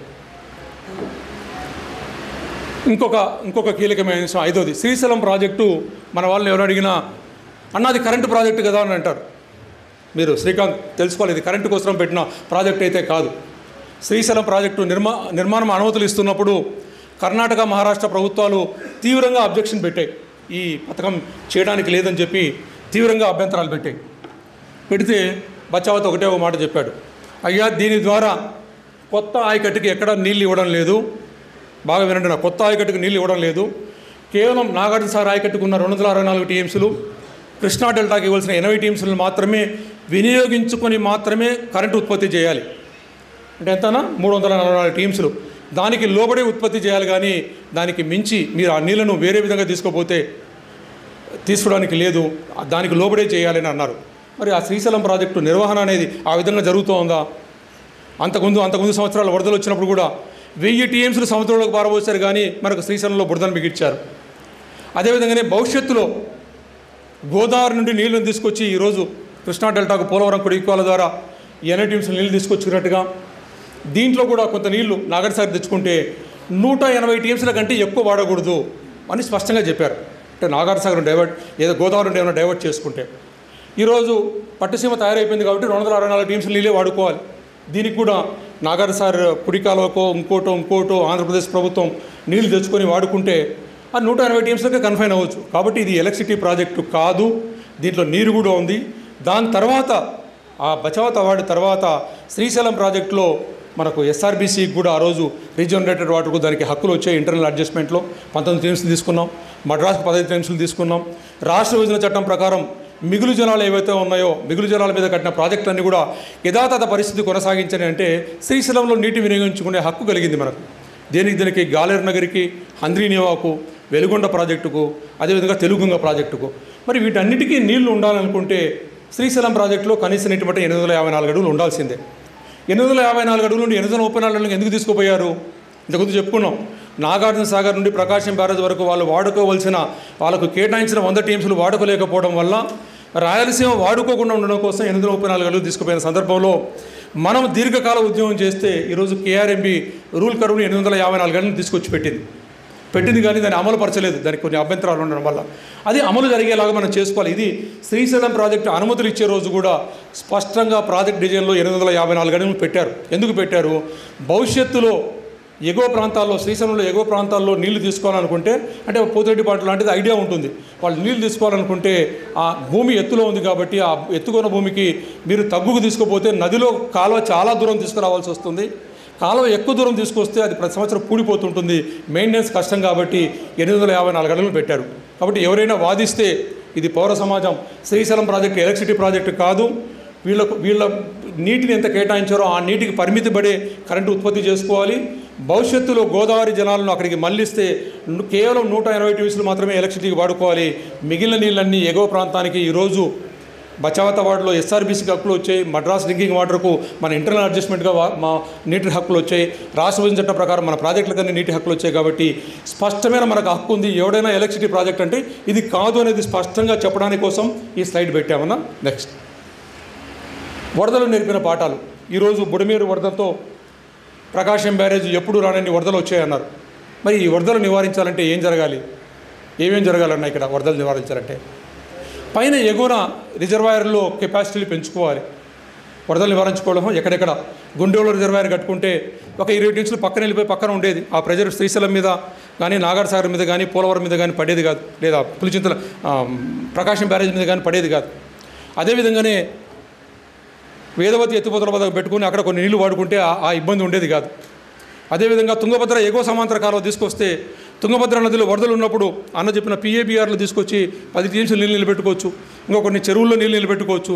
ఆ నిర్మాణాలన్నీ పూర్తి చేయకుండా ఏదో పోలవరం కడితే జరిగిపోతుంది అనుకుంటే ఈ వరదలతో మునిగిపోతున్న ఈ పాఠాలను దృష్టిలో పెట్టుకునైనా సరే ఎగువన వరదలు నివారించడానికి కృష్ణానదిలో, తుంగభద్ర నదిలో వరదలు నివారించడం కోసం పైన రిజర్వాయర్లు కట్టుకోవాల్సిన అవసరం ఉందనేది ప్రభుత్వం గమనించాలి. వీటన్నిటికంటే ముఖ్యంగా శ్రీశైలం ప్రాజెక్టు 313 టీఎంసీల సామర్థ్యంతో నిర్మాణం మొదలు పెడితే ఈరోజు 185 టీఎంసీలో తగ్గిపోయింది. అంటే ఏమైంది? అది ఆ నీళ్ళన్నీ ఎక్కడికి పోయాయి? 185 నుండి 313 అంటే దాదాపు 128 టీఎంసీల నీళ్లు వరదలో చేరిపోయాయి పూడిక చేరడం వల్ల. అవన్నీ ప్రకాశం బ్యారేజ్కి పోయాయి. అదే కెపాసిటీ ఇక్కడ ఉంటే ప్రకాశం బ్యారేజ్లోకి పోయి ఉండేవి కాదు ఆ 128 టీఎంసీల నీళ్ళు. ఆ నీళ్లను నిలబెట్టుకోవడం కోసం ఈరోజు సిద్ధేశ్వరాలు కట్టుకుంటే పూడిక చేరకుండా శ్రీశైలం ప్రాజెక్టును ఒక మురికి గుంటగా మారకుండా నిలబెట్టే శ్రీశైలం సిద్ధేశ్వర అలుగు నిర్మాణం గురించి ప్రభుత్వాలు ఆలోచన చేయాలి. ఈరోజు ఈ రాష్ట్రంలో ఏదైనా జీవనాడి కాబోతుంది అనుకుంటే ఈ ఆంధ్రప్రదేశ్కు వెలుగు కాబోతుందంటే సిద్ధేశ్వరం అలుగే తప్ప పోలవరం కాదనేది స్పష్టంగా అర్థం చేసుకోవాలి పాలకులు. దీని మీద కూడా ఒక ఆర్టికల్ రాశాను, అది పత్రికలు వేయకపోతే సోషల్ మీడియాలో రిలీజ్ చేశాము, అది కూడా చదవండి, అది కూడా పంపిస్తాం. ఎందుకు చెప్తున్నానంటే శ్రీశైలం ప్రాజెక్టు మనం ఇంతకుముందే చెప్పుకున్నాం, ఈ భారతదేశంలో ప్రపంచంలో ఉన్న అన్ని దేవాలయాల కంటే అత్యంత ముఖ్యమైన దేవాలయంగా శ్రీశైలం చూసుకుంటున్నాం. శ్రీశైలం లేకపోతే మనకు భవిష్యత్తే లేదు అనేది గుర్తుపెట్టుకోవాలి. అది మురికి గుంటగా మారితే మనకు భవిష్యత్తే లేదు. మనకే కాదు, మొత్తం యావత్ ఆంధ్రప్రదేశ్కు తెలంగాణకు కూడా. దాదాపు 50 లక్షల ఎకరాల వ్యవసాయానికి శ్రీశైలం ఆలవాలంగా ఉంది. నిలబెట్టుకోవడం వల్ల రాయలసీమలో ఒక 15 లక్షల ఎకరాలకు, నాగార్జున సాగర్లో ఉన్న 20 లక్షల ఎకరాలకు, లేదా పక్కన తెలంగాణలో ఉన్న 5-6 లక్షల ఎకరాలకు, కృష్ణా డెల్టాకు సప్లిమెంటేషన్, ఇవన్నీ కలిపితే ఒక 50 లక్షల ఎకరాలను నీటిని నిలుపు చేసి వరదలను రక్షించేసి అన్నిటికీ బాసరగా నిలబడే శ్రీశైలం ప్రాజెక్ట్ అనేది అత్యంత కీలకంగా ఉంది. దాన్ని జీవితకాలం పెంచుకోవడం అనేది సిద్ధేశ్వరం అలుగుతూనే సాధ్యమవుతుంది. కాబట్టి ప్రభుత్వాలు మీ ప్రాధాన్యతను అన్నింటినీ పక్కన పెట్టి సిద్ధేశ్వరం అలుగును కేవలం 1000 కోట్ల రూపాయలతో నిర్మాణం చేసుకుంటే ఈ రాష్ట్రాలంతా రక్షించుకునే దాంట్లో ఒక మొదటి అడుగు వేసిన వాళ్ళు అవుతారని చెప్పి ప్రభుత్వానికి అప్పీల్ చేస్తున్నాం. అదేవిధంగా శ్రీశైలం ప్రాజెక్టులో ఉన్న ప్లంజ్ పోల్ రిపేర్ కూడా 2009లో వరదలు వచ్చి మునిగిపోతే దాని తర్వాత 3 ప్రభుత్వాలు మారాయి 2009 నుండి. మనం ఈ ప్రభుత్వం ఆ ప్రభుత్వం బురద తల్లుకుంటూ ఉంది. పతాక శీర్షికలేని పాత పత్రికలన్నీ చూస్తూ ఉంటే అంతకుముందు తెలుగుదేశం తిట్టిన పత్రికలు కొన్ని ఉన్నాయి, ఈరోజు జగన్ ప్రభుత్వం తిట్టే పత్రికలు ఉన్నాయి. అన్నీ కూడా ఫైల్ చేస్తున్నాం, తీస్తున్నాం. మరి వీళ్ళు ఏమీ చేయలేదు అంటున్న దాంట్లో కూడా అదే గుండెల రిజర్వాయర్ గురించి ఒక పత్రికలో రాశారు. చంద్రబాబు నాయుడు గారు ఉన్నప్పుడు 2000 కోట్ల రూపాయలు నిధులు కేటాయించేసి గుండెలు వదిలిపెట్టిపోతే జగన్ ప్రభుత్వం ఏం చేయలేదని. మరి 2000 కోట్లు పెట్టిపోయి ఉంటే చంద్రబాబు నాయుడు ప్రభుత్వం, ఈ ప్రభుత్వం వచ్చి వెంటనే స్టార్ట్ చేయొచ్చు కదా. ఏమొచ్చింది ఇబ్బందులు? వేదవతి ఎత్తిపోతల పథకం స్టార్ట్ చేయొచ్చు కదా. గ్రీజు కోసం తెగిపోతున్నాయంటే, పోతిరెడ్డిపాడు గేట్లు తెగిపోతున్నాయంటే, సుంకేసుల గేట్లు సరిగా లేవంటే, ఇంకా ఇంకా ఇంకా ఉంటి మన కలెక్టర్ గారు ఒక 3 గ్రామాల మిడుతూరు మండలం నుండి 3 గ్రామాల ప్రజలు వచ్చి కొట్లాడుకుంటూ ఉంటే ఆమె పంచాయతీకి అని చెప్పి ఒక ఆర్డీఓ గారిని, కలెక్టర్ గారు ఒక ఆర్డీఓ గారిని, ఒక డిఎస్పీ గారిని, ఒక ఇంజనీర్ని పంపించి పంచాయతీ చేసింది. ఆ పత్రిక చాలా క్షుణ్ణంగా చదివానండి. ఈ పంచాయతీలో కీలకమైనది అంటే మనం చదివి పక్కన వదిలేయడం కాదు. పంచాయతీ చేసి, అయ్యా మీరు ఇప్పుడు ఏ పంటలు వేసుకున్నారో ఆ పంటల వరకే నీళ్లు పెట్టుకోవాలి చెరువులోది, కొత్తగా పంటలు వేయకూడదని చెప్తే అన్ని గ్రామాల వాళ్ళు సంతకం చేశారు. ఏంటయ్యా మర్మం, ఎందుకు దీని వరకే సంతకం చేస్తున్నారంటే ఆ తూముకు లీకేజ్ అవుతే నీళ్లు కారిపోతున్నాయి, చెరువులో నీళ్ళు నిలబడడం లేదు కాబట్టి ఇంజనీర్ గారు ఒక స్టేట్మెంట్ ఇచ్చారు, ప్రభుత్వానికి ప్రతిపాదనలు పంపించాం, డబ్బు రాగానే రిపేర్ చేస్తామని. అదేవిధంగానే సిద్ధాపురం ఎత్తిపోతల పథకం కూడా మన వెలుగోడు రిజర్వాయర్ నిండా నీళ్లు నిండింది, గేట్లు ఎత్తి స్పిల్వే ఎత్తి గాలర్లోకి నీళ్లు పోస్తూ పుంజులోకి నీళ్లు పోస్తున్నాం. సిద్ధాపురానికి 2 టీఎంసీలు ఎత్తిపోయాలనుకుంటే వైర్లు పాడైపోయాయి వర్షంలో అన్నారు. వైర్లు రిపేర్ చేయొచ్చు కదా అంటే ప్రభుత్వానికి నిధుల కోసం పంపించాము, శాంక్షన్ కాగానే రాస్తాం. ఎప్పుడు పంపిస్తారు, ఎప్పుడు వెలుగోడులో నీళ్లు ఉంటాయి, ఎప్పుడు వెళ్ళిపోతాయి అంటే రాయలసీమలో నిన్ననే ఒక గత ప్రభుత్వంలో ఒక కీలకమైన వ్యక్తి దగ్గర ఉన్న ఓఎస్సీతో మాట్లాడితే ఆయన చాలా రహస్యం చెప్పాడు. అప్పుడు మాట్లాడలేదు, ఈరోజు మాట్లాడాడు. ఆయన ఒక రహస్యం చెప్పాడు. ఇక్కడ 40 కోట్లు 45 కోట్లు పంపించినట్టు గుర్తు, నాకు ఫిగర్ కరెక్ట్గా గుర్తులేదు. మెయింటెనెన్స్ కోసం రాయలసీమలో ఉన్న కీలకమైన ప్రాజెక్టుకి పోతే 1.5 కోట్లు శాంక్షన్ చేశారట గ్రీజ్కు. దానికి నిన్న ఉమేష్ చంద్ర గారి భార్య, ఆమె కలెక్టర్గా ఉంది ఎక్కడో, ఆ డ్రైన్లలో పూడికి తినడానికి 5 కోట్లు శాంక్షన్ చేసింది ఆ ప్రభుత్వం ఆ ప్రాంతంలో, ఒక జిల్లాలో ఒక కాలువ. అంటే ఆ ఓఎస్డీ గారు చెప్పింది, అన్న ఇక్కడ డబ్బులు ఏవి రావు, ఆ ప్రాంతంలో పూడిక తీయడానికి కూడా డ్రైన్లకు కూడా డబ్బులు వస్తాయి. మరి మీరు ఆలోచన చేసుకోండి, మీరు ఏ విధంగా పోరాటం చేస్తారో చేయండి. మీరు రథం లాగుతారా? లాభం లేదు. 12 ఏళ్ల ఉద్యమం, వీధి సమావేశాలు, వీధి పోరాటాలు, ధర్నాలు, సత్యాగ్రహాలు, కారులో పోతూ వీడు పిచ్చోటు చేసుకుంటున్నా నవ్వుతుంటూ పోతున్న నేపథ్యంలో మనం అడ్డంకులు తొలగించుకోవాలనుకుంటే ఈ అడ్డంకులు ఏవేవైతే ఉన్నాయో అక్కడ ఉన్న అధికారులంతా కూడా అటువైపే మాట్లాడుతూ అటు అంశాలే పత్రికల్లో రాస్తున్న సందర్భంలో పౌర సమాజం మేల్కొని ఈ అంశాలను కూడా ఎమ్మెల్యే, శాసనసభ్యులు, పార్లమెంట్ సభ్యులు చెవులలో జోరీగలాగా చెప్పేలాగా మన వయస్సు కూడా. ఇప్పుడు నేను చిన్నప్పుడు శ్రీశైలం పోతే బ్రహ్మరాంబ గుడి దగ్గర పోయి చెవి పెడితే గుయ్యి అని జోరీగా శబ్దం వస్తుందని అనేవాళ్ళు.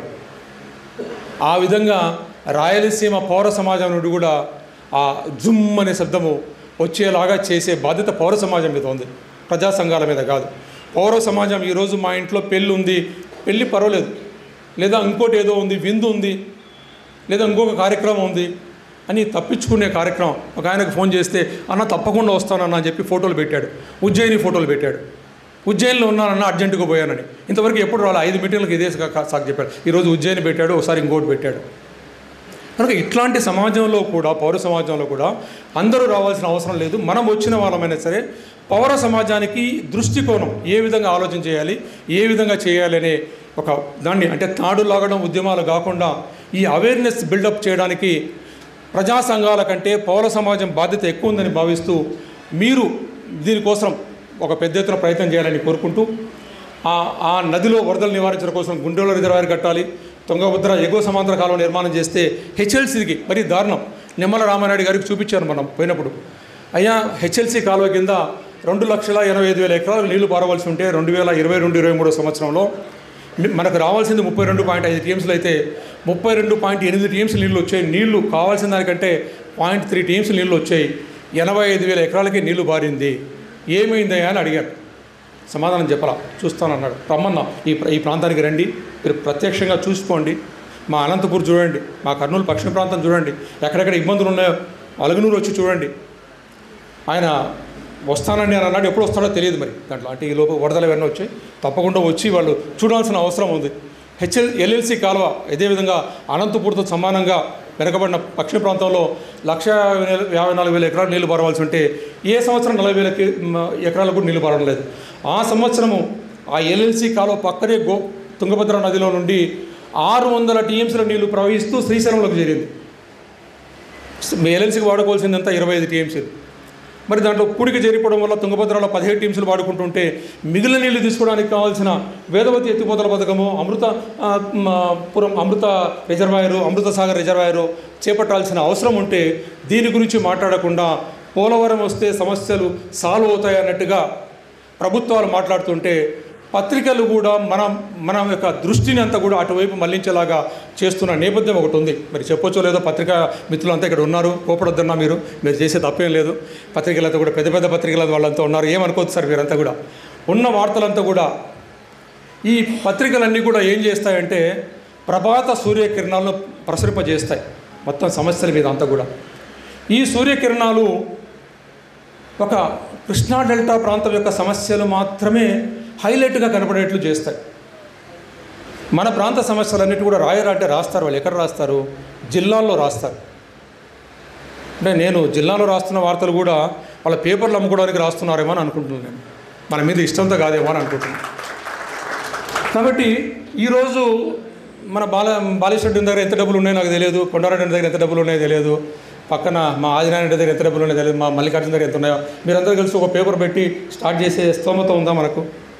ప్రభాత సూర్యకిరణాలు వెలిగించే స్తోమత మనకు ఉందా అన్న? ఉందా లేదా? లేదు. లేకపోతే ఏం చేయాలి? ప్రతి దానికి ఒక మార్గం ఉంటుంది. వీళ్ళు జిల్లాలో రాసే వార్తలను మీ కామెంట్తో సోషల్ మీడియాలో రిలీజ్ చేయడం మొదలుపెట్టండి అన్న. ఈరోజు సుబ్బిరెడ్డి నాకు పంపించాడు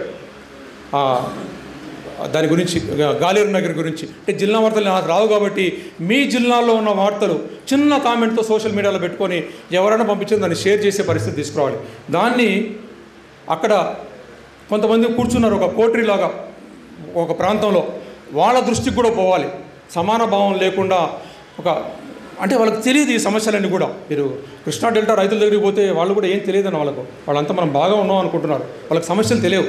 మన సమస్యలు కూడా వాళ్ళకు తెలిస్తే మనల్ని కూడా అర్థం చేసుకునే ప్రయత్నం వాళ్ళు కూడా చేస్తారు. కాబట్టి అర్థం చేసుకునే ప్రయత్నం కోసం ప్రభాత సూర్యుడి కిరణాలు అందరి మీద వెలుగులు చెందినప్పుడు మనంతకు మనం చేసుకునే కార్యక్రమాలు కూడా ఉన్నాయన్న దాని మీద ఆ జిల్లా వార్తలను మనము సోషల్ మీడియా ద్వారా మీరు ఆ జిల్లా వార్తల్లో ఎక్కడో చోటు ఉంటుంది, దాన్ని హైలైటర్తో హైలైట్ చేయాలి, పాయింట్అవుట్ చేయాలి, చేసి దాన్ని కామెంట్ చేస్తూ పంపించేది. శ్రీకాంత్ అర్థమవుతుందిగా? ఆ పాయింట్అవుట్ చేయాలి. దీనికి కావాలంటే మనం జిల్లాల వారీగా శిక్షణా కార్యక్రమాలు పెట్టుకుందాం అన్న. దీంట్లో మనం చేసుకున్న దాంట్లో ఏ విధంగా పేపర్ను చదవాలి, ఏ దృష్టికోణంతో చదవాలనే దాని మీద చేయాల్సిన అవసరం దాన్ని చేసుకుంటాం. Next slide. శ్రీశైలం రిజర్వాయర్కు ప్రత్యేకంగా సిద్ధేశ్వరం కడితే పూడిక చేరుతుందన్నది ఒకటి. అదేవిధంగా మన కాలువ శ్రీనివాసులు గారు గత ప్రభుత్వం ఎలక్షన్స్ ముందు పొంతుకల్లు రిజర్వాయర్ను జగన్ ప్రభుత్వం మర్చిపోయిందని అన్నారు. ఈ ప్రభుత్వంలో ఆదినారాయణ మన గంగిరెడ్డి అన్న శ్రీనివాసులు గారికి గుర్తు చేయాలి, శ్రీనివాసులు అన్న పొంతుకల్లు రిజర్వాయర్ని ఇమీడియట్గా టేకప్ చేయమని చెప్పి ఆయన అన్నారు. ఆయన గుర్తుంది, మీరు గుర్తు చేయడం చాలా సులభం. ఆయనకు తెలియని విషయం అయితే మీరు చెప్పడం కష్టం, కానీ గుర్తు చేసి పొంతుకల్లు రిజర్వాయర్ని ఇమీడియట్గా టేకప్ చేసేలాగా. సిద్ధేశ్వరం వరకు మన ముఖ్యమంత్రి గారు అన్నారు కాబట్టి సిద్ధేశ్వరం వరకు ఈరోజు పోలవరం కంటే కీలకం కాబట్టి సిద్ధేశ్వరం వరకు నిర్మాణం 1000 కోట్లతో అయిపోతుంది కాబట్టి ఈ నిర్మాణం చేపట్టాల్సిన అవసరం ఉంది. Next line. అదేవిధంగా గుండ్రేవల, అది ఎప్పుడు గుండ్రేవల ప్రాజెక్టుకు కిరణ్ కుమార్ రెడ్డి గారు ఉన్నప్పుడు రాయలసీమ సాగునీటి సాధనా సమితి ఆధ్వర్యంతో, అదేవిధంగా తుంగభద్ర జలాల సాధనా సమితి ఆధ్వర్యంలో ఆదినారాయణ రెడ్డి గారు వీళ్ళంతా ఉన్నారు. అదేవిధంగా LLC chairman Vishnuvardhan Reddy, RDS chairman Sitaramareddy గారు, KC canal chairman Srinivas Reddy, మేమంతా తిరిగాం, అందరి దగ్గరికి తిరిగి కిరణ్ కుమార్ రెడ్డి గారికి చివరిగా నంద్యాల దగ్గరికి వచ్చినప్పుడు ఆ రిప్రజెంటేషన్ ఇస్తే దాని మీద డిపిఆర్ తయారు చేయమని చెప్పి ఒక ప్రపోజల్ వచ్చింది. ఆ డిపిఆర్ రాస్తున్నప్పుడు 20 టీమ్స్లో పెట్టమంటే ఒక నెల్లూరు జిల్లాకు సంబంధించిన అధికారి గుండెలు బాదుకొని 20 టీమ్స్లో రిజర్వాయర్ కట్టుకుంటే మా నెల్లూరు ఎండిపోతుంది అని అన్నాడు. మీకు తెలుసా నా నెల్లూరు ఎట్లా ఎండిపోతుందో గుండెలో కట్టుకుంటే? మనకు అవసరం లేకపోయినా సుంకేసులో నీళ్ళన్నీ కేసీ కెనాల్లోకి వదిలేస్తే మనకు అవసరం లేని నీళ్ళన్నీ కూడా కుందులో పోయి నెల్లూరుకు చేరుతుంది. గుండెలో కట్టుకుంటే నీళ్ళు నిలబెట్టుకొని రెగ్యులేట్ చేసుకొని మన ఎలక్ట్రిక్ స్విచ్ ఎప్పుడు కావాలంటే అప్పుడు ఆన్ చేసుకుంటాం. ఇప్పుడు వస్తాయో రావని చెప్పి ఎప్పుడు ఆన్ చేసి పెట్టుకునే పరిస్థితి ఉన్న నేపథ్యంలో వాళ్ళు ఆలస్యం చేసినా వెంటపడి కోట్ల సూర్యప్రకాష్ రెడ్డి గారి దగ్గరికి పోయి అరవింద్ రెడ్డి గారితో చెప్పించి అరవింద్ రెడ్డి గారి దగ్గరికి ఇరిగేషన్ సెక్రటరీ దగ్గరికి పోతే మేము పోతే 5 మంది పోతే మా వయసు కూడా గౌరవించకుండా మమ్మల్ని కూర్చోబెట్టలేదు, నిలబెట్టి ఎందుకండి అనవసరమైన ఎక్స్పెండిచర్ అన్నాడు. ఇది ఎక్స్పెండిచర్ కాదండి ఇన్వెస్ట్మెంట్ అన్న, ఒకటే మాట. అప్పుడు కూర్చోండి అని అన్నాడు. వీళ్ళు ఏదో కొంచెం బుర్ర ఉన్నట్టుంది, వీళ్ళు తెల్ల జుట్టే కాదు, అప్పుడు తెల్ల జుట్టు లేదు నల్ల జుట్టే ఉండింది, వీళ్ళకి ఏదో బుర్ర ఉన్నట్టుంది కూర్చోండి అని చెప్పి కూర్చొని మాట్లాడాడు. ఆ రోజు మాట్లాడిన తర్వాత సూర్యప్రకాష్ రెడ్డి గారు చాలాసార్లు ఫోన్ చేస్తే అది ముందుకు మూవ్ అయింది, కానీ ఇక్కడ నుండి ఆగిపోతూ ఉంది. ఈరోజు కర్ణాటక ప్రభుత్వం కౌతాలం దగ్గర 2 బ్యారేజీలు కావాలంటుంది. బ్యారేజీలు వద్దయ్యా, గుండెలో కట్టుకుందాం, నీళ్లు మీ ప్రాంతంలో కూడా వస్తాయి, మీకు కూడా తాగడానికి నీళ్ళు వస్తాయని కన్విన్స్ చేయడానికి అవకాశాలు ఉన్నాయి. మరి ప్రభుత్వం పూనుకోవాలంటే వాళ్ళకు మనసు రావాలంటే వాళ్ళ యొక్క ఆలోచన సరళిని ఎవరైతే ఇన్ఫ్లుయెన్స్ చేస్తున్నారో వాళ్ళ గ్రిప్లో నుండి ప్రభుత్వాలు బయటికి రావాలి. వాళ్ళ గ్రిప్లో నుండి బయటికి రావాలంటే ఒక కమిటీని వేయాలి. ఆ కమిటీని వేసి దీని మీద చర్చ చేయండి అని చెప్పి ముఖ్యమంత్రి గారికి అప్పీల్ చేస్తున్నాం. Next line. రాయలసీమ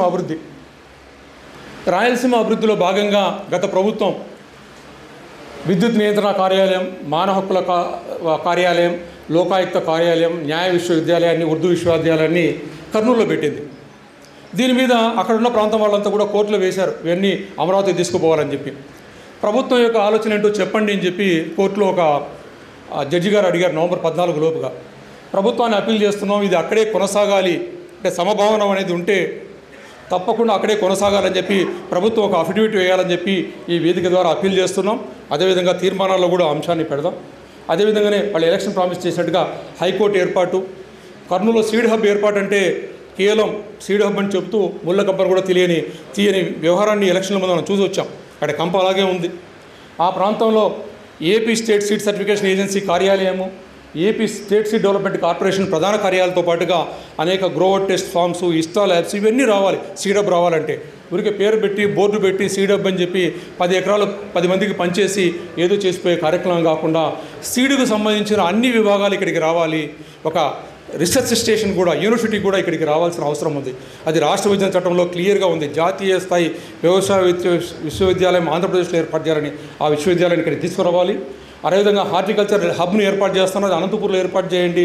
దాంట్లో ఉద్యానవన శాఖ కమిషనరేట్ అక్కడ పెట్టండి, మార్కెటింగ్ శాఖ విభాగాలను అక్కడ పెట్టండి, దానికి స్టోరేజ్కి కావాల్సిన గోడౌన్లు, కామన్ ఫెసిలిటీస్ను వాళ్ళకంతా ఏర్పాటు చేయండి. అదే రైల్వే సైడింగ్స్, ఏసీ ట్రాక్స్ ఇవన్నీ కూడా చేయాలి. ఊరికి మాటలతో అనంతపూర్ హార్టికల్చర్ హబ్ అంటూ చెప్పుకుంటూ పోయే విధానాలు కాకుండా దాన్ని చేయాలని చెప్పి ఈ వేదిక ద్వారా అప్పీల్ చేస్తున్నాం. Next line. ఇక్కడ అత్యంత కీలకమైన అంశంలోకి వచ్చాం మనం ఇప్పుడు గురించి. బడ్జెట్ కేటాయింపుల గురించి స్థూలంగా తెలుసుకునే ప్రయత్నం చేద్దాం. Next slide. ఇది ఆంధ్రప్రదేశ్లో, ఇది మొత్తం ఆంధ్రప్రదేశ్లో ఉన్న భూభాగం, ఈ గ్రీన్గా కనపడుతున్నది. తర్వాత ఉన్న భూభాగము ఈ బ్లూ కలర్లో ఉన్నది రాయలసీమ. అన్నిటికంటే ఎత్తు ఉందా తక్కువ ఉందా? అన్నిటికంటే ఎక్కువ ఉందా తక్కువ ఉందా? 215 లక్షల ఎకరాలు ఉంటే 90 లక్షల ఎకరాలు రాయలసీమలో ఉంది వ్యవసాయోగ్యమైన భూమి. అంటే 42% భూభాగం ఉంటే అన్న ఇది మీకు షేర్ చేస్తానన్నా, మీకు ఫైల్స్ అన్నీ ఉన్నాయి, మీకు ఇస్తాను. 42% మీకు ఫోటో సరిగ్గా రాదు. 42% భూభాగం ఉంది, 42% వ్యవసాయోగ్యమైన భూమి ఉంది. కానీ మనకు 8 లక్షల ఎకరాలకు మాత్రమే నీళ్లు పారుతోంది. అన్న చెప్తున్నాడు మాకు 1 లక్ష ఎకరాలకు నీళ్లు పారుతుంది అనంతపూర్లో. 1,00,000 ఎకరాలు కూడా నాకు నమ్మకం లేదు. అనంతపూర్లో ప్రతి సంవత్సరం తగ్గుతూ పోతుంది, ఇరిగేషన్ తగ్గుతూ పోతుంది. ఎందుకు? క్రియేట్ చేసింది కూడా నిర్వహణ లేకపోవడం వల్ల తగ్గుతూ కర్నూలు పశ్చిమ ప్రాంతాల్లో అన్ని ప్రాంతాలు తగ్గుతూ పోతుంది. అది మోర్ సో ఇన్ అనంతపూర్. కనుక 8 లక్షల ఎకరాలకు నీళ్లు పారుతూ ఉన్నాయి. అది అత్యంత తక్కువ ఉన్న ఉత్తరాంధ్ర కంటే తక్కువ నీళ్లు పారుతూ ఉన్నాయి మనకు. Next slide. ఇది చూసుకుంటే మనం అభివృద్ధి చెందిన ప్రాంతంతో చూసుకుంటే 90 లక్షల ఎకరాలు రాయలసీమలో వ్యవసాయకమైన భూమి ఉంటే 20 లక్షల ఎకరాలకు సాగునీటి ప్రాజెక్టులు కట్టారు. అన్న చెప్పిన PABR లాంటివన్నీ అన్నీ కలుపుకుంటే, అన్న చెప్పిన గండికోట లాంటివి, బ్రహ్మసాగర్ అన్నీ కలుపుకుంటే 20 లక్షల ఎకరాలు కడితే నీళ్లు పడుతుంది 8 లక్షల ఎకరాలకు. ఇది నేను ఇచ్చిన రిపోర్ట్ కాదన్న, చంద్రబాబు నాయుడు గారు పాపారావు కమిటీని వేశారు, గోదావరి పెన్నా అనుసంధానం అని. ఆయన రిపోర్ట్లో ఉండి తీసుకొచ్చాను. ఆయనకు చెప్పాను, సార్ మీ రిపోర్ట్ అంతా దొంగతనం చేసి నేను వాడుకున్నాను సార్ అంటే, ఇది పబ్లిక్ డాక్యుమెంట్ అండి, ప్రభుత్వం ఇచ్చిన నివేదికలు నేను అక్కడ పెట్టాను, ఎవరైనా వాడుకోవచ్చు అన్నారు. కాబట్టి ఇది ప్రభుత్వం నుండి ఇచ్చింది. ఇది మధ్యాంధ్రప్రదేశ్ అంటే కృష్ణా గుంటూరు జిల్లాలో 31 లక్షల ఎకరాల వ్యవసాయయోగ్యమైన భూమి ఉంటే 24 లక్షల ఎకరాలకు ప్రాజెక్టులు కట్టారు. 21 లక్షల ఎకరాలకు నీళ్లు పారుతూ ఉంది. అంటే ఒక 3 లక్షల ఎకరాలకు 2-3 లక్షల ఎకరాలకు ప్యాగన్లో ఇబ్బంది లేదు. 20 లక్షల ఎకరా, 8 లక్షల ఎకరా. అంతేకాకుండా వీళ్ళతో సమానాభివృద్ధి జరగాలనుకుంటే నెక్స్ట్ స్లైడ్. సమానాభివృద్ధి ఇది పోదామన్నా. ఇప్పుడు మన అభివృద్ధి జరగాలనుకుంటే రాయలసీమ 42% భూభాగం ఉన్న చోట మనకు 15% నిధులు ఖర్చు పెట్టారు గత 10 సంవత్సరాలు 2 ప్రభుత్వాలు కలిపి. మిగిలిన 55%కి 85% నిధులు ఖర్చు పెట్టారు. ఇది కరెక్ట్గా ఉందా? మరి మన అభివృద్ధి జరగాలంటే ఏం జరగాలి? ఇక్కడ కూడా 42% నిధులు ఖర్చు పెట్టాలి. అంతే కదన్నా? 42% భూభాగం ఉంది, వ్యవసాయయోగ్యమైన భూమి ఉంది. 85%, 55% ఉన్న ప్రాంతంలో ఖర్చు పెట్టి రెస్ట్ ఆఫ్ ఆంధ్రప్రదేశ్లో 42% ఉన్న భూభాగంలో 15% ఖర్చు పెడితే PABR రిపేర్ కాదు, గండికోట పంట కాలువలు తయారు కావు, అలగనూరు రిజర్వాయర్ రిపేర్ కాదు, గోరుకొల్ రిజర్వాయర్ ఇంకా కుంగిపోతుంది, ఇంకా ఆయకట్టు తగ్గుతూ వస్తుంది. నెక్స్ట్. కానీ ఇంతకుముందు అంతా కూడా ఒక మాట చెప్తూ ఉండేవాళ్ళు, వాళ్ళు ఒక బ్రహ్మాండమైన విషయం చెప్పారు, మా దగ్గర నిధులు లేవు, మేమంతా పోలవరానికి దీనికి ఖర్చు పెట్టి మనం కూడా అభియోగం చేసేవాళ్ళం. కేంద్రం కట్టవలసిన పోలవరాన్ని రాష్ట్ర ప్రభుత్వం నెత్తినెత్తుకొని పోలవరం కట్టుకుంటూ నిధులన్నీ అక్కడే కేటాయిస్తుందని. కానీ ఇప్పుడు ఆయన ఫైనాన్స్ సెక్రటరీ గారు పీయూష్ కుమార్ గారు ఒక మంచి మాట చెప్పాడు. అది కేవలం ఈనాడు పేపర్లో వచ్చిందని, వార్త మిగతా పేపర్లో రాలేదు ఎందుకో. మరి ఆయన దగ్గర మాట్లాడుతున్నప్పుడు రాష్ట్ర ప్రభుత్వం మీద ఆర్థిక భారం లేకుండా ఎవరో మాట్లాడుతున్నప్పుడు అమరావతి పోలవరం గురించి చాలా గట్టిగా మాట్లాడారు వ్యతిరేకిస్తూ. మనమే వ్యతిరేకించాల్సిన అవసరం లేదు, వాళ్ళు అమరావతి కట్టుకోండి, పోలవరం కట్టుకోండి, ఏమైనా కట్టుకోండి, మాకు సమానాభివృద్ధి చేయండి అనేదే మన లక్ష్యం, దాన్ని వ్యతిరేకించడం లేదు. అందులో ఈయన పీయూష్ కుమార్ గారు చాలా స్పష్టంగా చెప్పారు, అమరావతి కట్టుకుంటున్న నిధులన్నీ కూడా కేంద్ర ప్రభుత్వం లోన్ రూపంలో ఇస్తుంది, 50 సంవత్సరాల్లో తిరిగి కట్టే లోన్లు అవన్నీ కూడా. అందులో 90% నిధులు కేంద్ర ప్రభుత్వమే ఇస్తుంది, మిగిలిన 10% మాత్రమే రాష్ట్ర ప్రభుత్వం కట్టుకుంటుంది. అది కట్టుకునేది కూడా చిన్నగా కేంద్ర ప్రభుత్వం నెత్తికి మేము తోసేస్తాం, కనుక మనకు భారం లేదు అని ఒక మాట, ఒక స్టేట్మెంట్. ఇది ఎప్పుడు వచ్చింది? శర్మ గారు అని చెప్పి ఒక IAS ఆఫీసరు విశాఖపట్నం నుండి పెద్ద గొంతు అరిచాడు, అయ్యా మీరు డబ్బులన్నీ అమరావతి పోలవరానికి ఖర్చు పెడితే మిగతా ప్రాంతం అంతా అభివృద్ధి జరగదనుకుంటే దానికి రిప్లై ఇచ్చారు వీళ్ళు, దానికి రిప్లై ఇచ్చారని నేను అనుకుంటున్నా. దాని మీద ఆయన ఒక IAS ఆఫీసర్ రాసిన లెటర్ మీద. ఆ నేపథ్యంలోనే ఇక్కడ ఒక స్పష్టంగా ఒక మాట రాశారు, పోలవరానికి మనం ఇంతకుముందు చెప్తూ ఉండేవాళ్ళం, పోలవరానికి రాష్ట్ర డబ్బులన్నీ ఖర్చు పెడుతూ మాది వెనకబడుతున్నా అంటే దాన్ని ఎండార్స్ చేశాడు ఈయన. ఇంతకుముందు మేము ఖర్చు పెట్టేవాళ్ళం అండి, నిధుల కోసం ఎదురు చూసేవాళ్ళం, ఇప్పుడు ఆ ఇబ్బంది లేదు, కేంద్ర ప్రభుత్వం 12,000 కోట్లు ఇస్తుంది, ఈ సంవత్సరం 6,000 కోట్లు ఇస్తుంది, వచ్చే సంవత్సరం మిగతా డబ్బులు ఇస్తుంది, కాబట్టి నిధుల ఇబ్బంది లేదు అని. నిధుల ఇబ్బంది లేనప్పుడు ముఖ్యమంత్రి గారిని మేము ఒకటే అడుగుతున్నాం, మీరు పోలవరం ఏ విధంగా కట్టుకుంటారో కట్టుకోండి, అమరావతి ఏ విధంగా కట్టుకుంటారో కట్టుకోండి, మాకు 42% భూభాగం ఉన్నదానికి 42% నిధులు ఇవ్వాలి. సమంజసమా కాదా అన్న? సమంజసమేనా? అడుగుదామా? దీని నుండి మీరందరూ కూడా ఈ పాయింట్స్ అన్నీ కూడా పాని గారిని రాసుకోమని చెప్పాను. ఇంతకుముందులాగా తీర్మానాలు ముందుకు రాసుకొచ్చి చదివేలాగా కాకుండా మీటింగ్లో వచ్చిన అందరి పాయింట్లు తీసుకుని తీర్మానాలు చేద్దామనే ఒక ఆలోచనతో వచ్చాం. కాబట్టి ఆలోచన చేసుకునే దానికి 42% కావాలని అడుగుతాం. Next slide. ఇది మన రాయలసీమ ప్రస్తుత పరిస్థితి ఉంది. భారత రాజ్యాంగం ప్రకారం కానీ లేదా రాష్ట్ర విభజన చట్టం కానీ సమానాభివృద్ధి జరగాలనుకుంటే మధ్యాంధ్రప్రదేశ్తో సమానాభివృద్ధి జరగాలంటే 90 లక్షల ఎకరాల్లో 20 లక్షల ఎకరాలకు ప్రాజెక్టులు కట్టారు, 70 లక్షల ఎకరాలకు ప్రాజెక్టులు కట్టాలి. ఇది పోలవరం కడితే రాదన్న, ఇక్కడ ప్రాజెక్టులు కడితేనే వస్తుంది. 70 లక్షల ఎకరాలకు ప్రాజెక్టులు కట్టాలి. 60 లక్షల ఎకరాలకు అంటే 70లో కొంత ఫ్యాగ్ ఎండ్లో కొంచెం ప్రాబ్లం ఉంటే 60 లక్షల ఎకరాలు నీళ్లు పారాలి. ఈ అంశాలు రావాల్సి ఉంది. మరి ఇది రావాలంటే ఏం జరగాలి? ఈరోజు అమరావతికి పోలవరానికి ఏ విధంగా నిధులు తెస్తున్నారో అదేవిధంగానే రాష్ట్ర బడ్జెట్లో 42% నిధులు కేటాయిస్తూ ప్రధానమంత్రి కృషి సించాయ్ యోజన డబ్బులు తీసుకురండి ఈ ప్రాజెక్టుల కోసం. ఇంతకుముందు ప్రభుత్వాల్లో ఇంతకు ప్రభుత్వాల్లో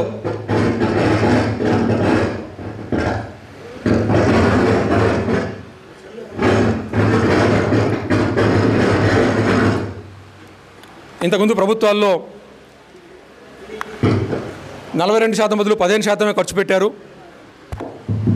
15% ఖర్చు పెట్టారు. ఇప్పుడు 42% ఖర్చు పెడుతూ ప్రధానమంత్రి కృషి సించాయ్ ప్రోగ్రామ్స్ కూడా గతంలో అన్ని అభివృద్ధి చెందిన ప్రాంతాలకి తీసుకుపోయారు, రాయలసీమ ప్రాంతంలో చేయలేదు. ఇది నేను అఖిల భారత రైతు సంఘాల సమాఖ్య ప్రధాన కార్యదర్శిగా ఫైనాన్స్ మినిస్టర్ దగ్గర దీన్నే చెప్పాను.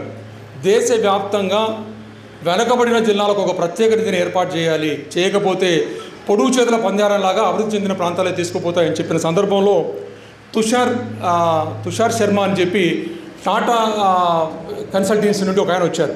ఆయన ఒక రిపోర్ట్ ఇచ్చారు. భారతదేశ వ్యాప్తంగా, ఆంధ్రప్రదేశ్నే కాదు భారతదేశ వ్యాప్తంగా వెనకబడిన ప్రాజెక్టులకు రాకుండా అభివృద్ధి చెందిన ప్రాంతాల్లో డబ్బులు తీసుకుపోతున్నాయని ఆయన రిపోర్ట్ రాశారు. బుక్ ఉందన్న, మీకు ఇస్తాను, అది సాఫ్ట్ కాపీ కూడా తీశాను, ఉంది నా దగ్గర. అంటే ఏ ప్రాంతంలో కూడా పొడుగు చేతుల పంజారంలాగా అభివృద్ధి చెందిన ప్రాంతాలే లాక్కపోతున్న వైనంలో దీనికి కేంద్ర ప్రభుత్వంలో కూడా ఒక చట్టం తీసుకొచ్చి కేవలం వెనకబడిన ప్రాంతాల కోసం ఈ నిధులను కేటాయిస్తాం, మీ ప్రాంతంలో మీ ఇబ్బందులు మీరు ఏం పడతారో పడండి, ఈ ప్రాంతాల అభివృద్ధికి అనేది ప్రధానమంత్రి కృషి సించాయ్లో ప్రధానమైన పాత్ర రావాలి.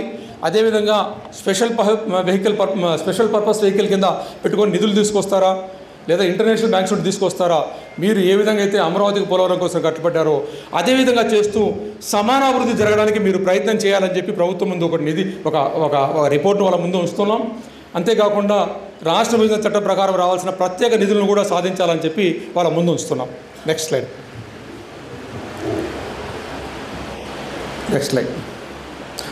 వెనక్కి రమ్మా, వెనక్కి. ఈ ప్రత్యేక నిధులు తీసుకొచ్చేసి అత్యంత కీలకమైనది, రాయలసీమ ఇన్ని రోజులు బతికి బెట్ట కట్టిందంటే చెరువుల ద్వారా మాత్రమే అభివృద్ధి చెందింది. ఆ చెరువులను ఈరోజు నిర్మాణము, పునర్నిర్మాణము, మీరు హైడ్రా లాంటివి తీసుకొస్తారో ఏం తీసుకొస్తారో, చెరువుల ఆక్యుపేషన్ అంతా కూడా తొలగించాలి, చెరువుల నిర్మాణం చేపట్టాలి, పునరుద్ధరణ చేపట్టాలి, వాగులు వంకలు నదులతో అనుసంధానం చేయాలి. మరీ ముఖ్యంగా పర్యావరణాన్ని పరిరక్షిస్తూ సోషల్ ఫారెస్ట్ని అభివృద్ధి చేస్తూ రాయలసీమ లాంటి ప్రాంతంలో ఈరోజు మిత్రుడు చెప్పాడు, కడప నుండి వస్తూ మాకు 10 వర్షం కూడా పడలేదని. హిందూపూర్ ఏరియాలో కూడా కొన్ని ఏరియాలు కూడా ఈరోజు కర్నూలు జిల్లాలో కొంత ప్రాంతంలో వరదలు వస్తున్నా, మిగిలిన ప్రాంతాల్లో వరదలు రాని ప్రాంతం, వర్షాలు కూడా పడిన ప్రాంతంలో పర్యావరణాన్ని సమతుల్యం చేసుకోవడం కోసం, పర్యావరణ పరిరక్షణ కోసం సోషల్ ఫారెస్టింగ్ చేయాలి. పెన్నా నదిని పునరుజ్జీవనం చేసుకోవాలనుకుంటే ఈ ప్రత్యేక ప్యాకేజ్ నిధులను తీసుకొస్తూ, అదేవిధంగా రాష్ట్ర ప్రభుత్వం కూడా ప్రత్యేకంగా కొన్ని నిధులను తీసుకొస్తూ వేరే సోర్స్ ద్వారా తీసుకొచ్చి రాయలసీమ చెరువుల నిర్మాణం అనే దానికి, ఈ పెన్నా నది పునరుజ్జీవనానికి ఒక ప్రత్యేక కమిషన్ ఏర్పాటు అనేది చాలా చాలా కీలకమైన అంశంగా మేము భావిస్తున్నాం. ఇది చేయకుండా రాయలసీమ అభివృద్ధి జరగకుండా ఆంధ్రప్రదేశ్ అభివృద్ధి జరుగుతుందనేది మాత్రం కల్లా. 42% భూభాగం ఉన్న రాయలసీమ ఈ విధంగా నశించిపోతూ మిత్రుడు చెప్పినట్టుగా కేవలం రా మెటీరియల్ కేంద్రంగా, అంటే మన నీళ్లను వాళ్ళు దోచుకుపోవడానికి, మన ప్రాంతంలో ఉన్న కొండలు గుట్టలు, మన మేకలు గొర్రెలు ఆవులకు బర్రెలకు గడ్డి కూడా లేకుండా వాళ్ళ విద్యుత్ ఉత్పత్తికి చేయడానికి, అంటే ఇవంతా కూడా ఏం గుర్తు చేస్తున్నాయి శ్రీకాంత్, ఏం గుర్తు చేస్తున్నాయి? బ్రిటిష్ సామ్రాజ్యంలో మన దగ్గర నుండి నీలి మందు ప్రొడక్షన్ చేయించుకొని నీలి మందు ఎత్తుకొని పోవడం, మన కాటన్ ఎత్తుకొని పోవడం, మన ఐరన్ ఓర్ ఎత్తుకొని పోయి అక్కడ నుండి తయారైన వస్తువులు మన మీద ఇంపోర్ట్ చేసి మనల్ని బాధపెట్టేలాగా జరిగే కార్యక్రమాలు, అంటే ఎడ్యుకేషన్ ఇన్స్టిట్యూట్స్, హెల్త్ ఇన్స్టిట్యూట్స్ అన్నీ డెవలప్ చేసే కార్యక్రమాలు అక్కడ పెట్టుకుంటూ మనం అడుక్కుంటూ అక్కడికి పోయే కార్యక్రమాలు, అంటే మనకు ఒక రా మెటీరియల్ కేంద్రంగా వాడుకుంటూ మన ప్రాంతాన్ని నిర్జీవం చేసే కార్యక్రమాలకు ఫుల్ స్టాప్ పెట్టి రాయలసీమ అభివృద్ధికి తోడ్పడాలని చెప్పి ఈ వేదిక మీద కోరుకుంటూ, ఈ అంశాల మీద మనం చేసిన అంశాల మీద అందరూ స్పందించాలి. ఇది ఇలాంటి మీటింగులు మన కార్యాచరణలో మన ఉద్యమాలతో కంటే కూడా స్కూల్లో కళాశాలలో ఎవరికి వాళ్ళు పౌర సమాజంలో అవగాహన క్రియేట్ చేయడానికి ఇది తొందరగా 2 రోజులు తయారు చేసిన పవర్ పాయింట్ ప్రజెంటేషను దీన్ని ఇంకా ఫైన్ ట్యూన్ చేసుకుంటూ ఇంకా సాఫ్ట్వేర్ పీపుల్ ఉన్నా విద్యావంతులు ఉన్నా మనకు చేయూతనిచ్చే వాళ్ళు సహకారం ఇచ్చే వాళ్ళు ఉంటే దీన్ని ఇంకా మెలుగు చేసుకొని దీన్ని చేసేలాగా దీన్ని సోషల్ మీడియాలో ఇంకా ముందుకు తీసుకుపోయేలాగా సహకరిస్తూ పౌర సమాజం దృష్టిని పత్రికా యాజమాన్యం ఏ విధంగా చూస్తోంది, పాలకుల దృష్టిని ఏ విధంగా కొన్ని శక్తులు అదృష్ట శక్తులు మాయపరుస్తున్నారన్న అంశాలను విడమర్చి చెబుతూ పౌర సమాజంలో ఒక దృష్టికోణాన్ని తీసుకొస్తూ ఒక చలనం తీసుకొస్తూ ప్రజాప్రతినిధుల మీదకు ఈ అంశాలను జొప్పించడం కోసం నేను ఒక 2 ఎమ్మెల్యేలతో మాట్లాడాను. గంటసేపు మాట్లాడితే వాళ్ళు ఒకే ఒక మాట చెప్పారు, నాకు చాలా మంచిది అనిపించింది. అన్న ఇట్లాంటి విషయాలు ఇంతవరకు ఎవరు చెప్పలేదన్న, ఇంత లోతైన విషయాలు అని చెప్పి.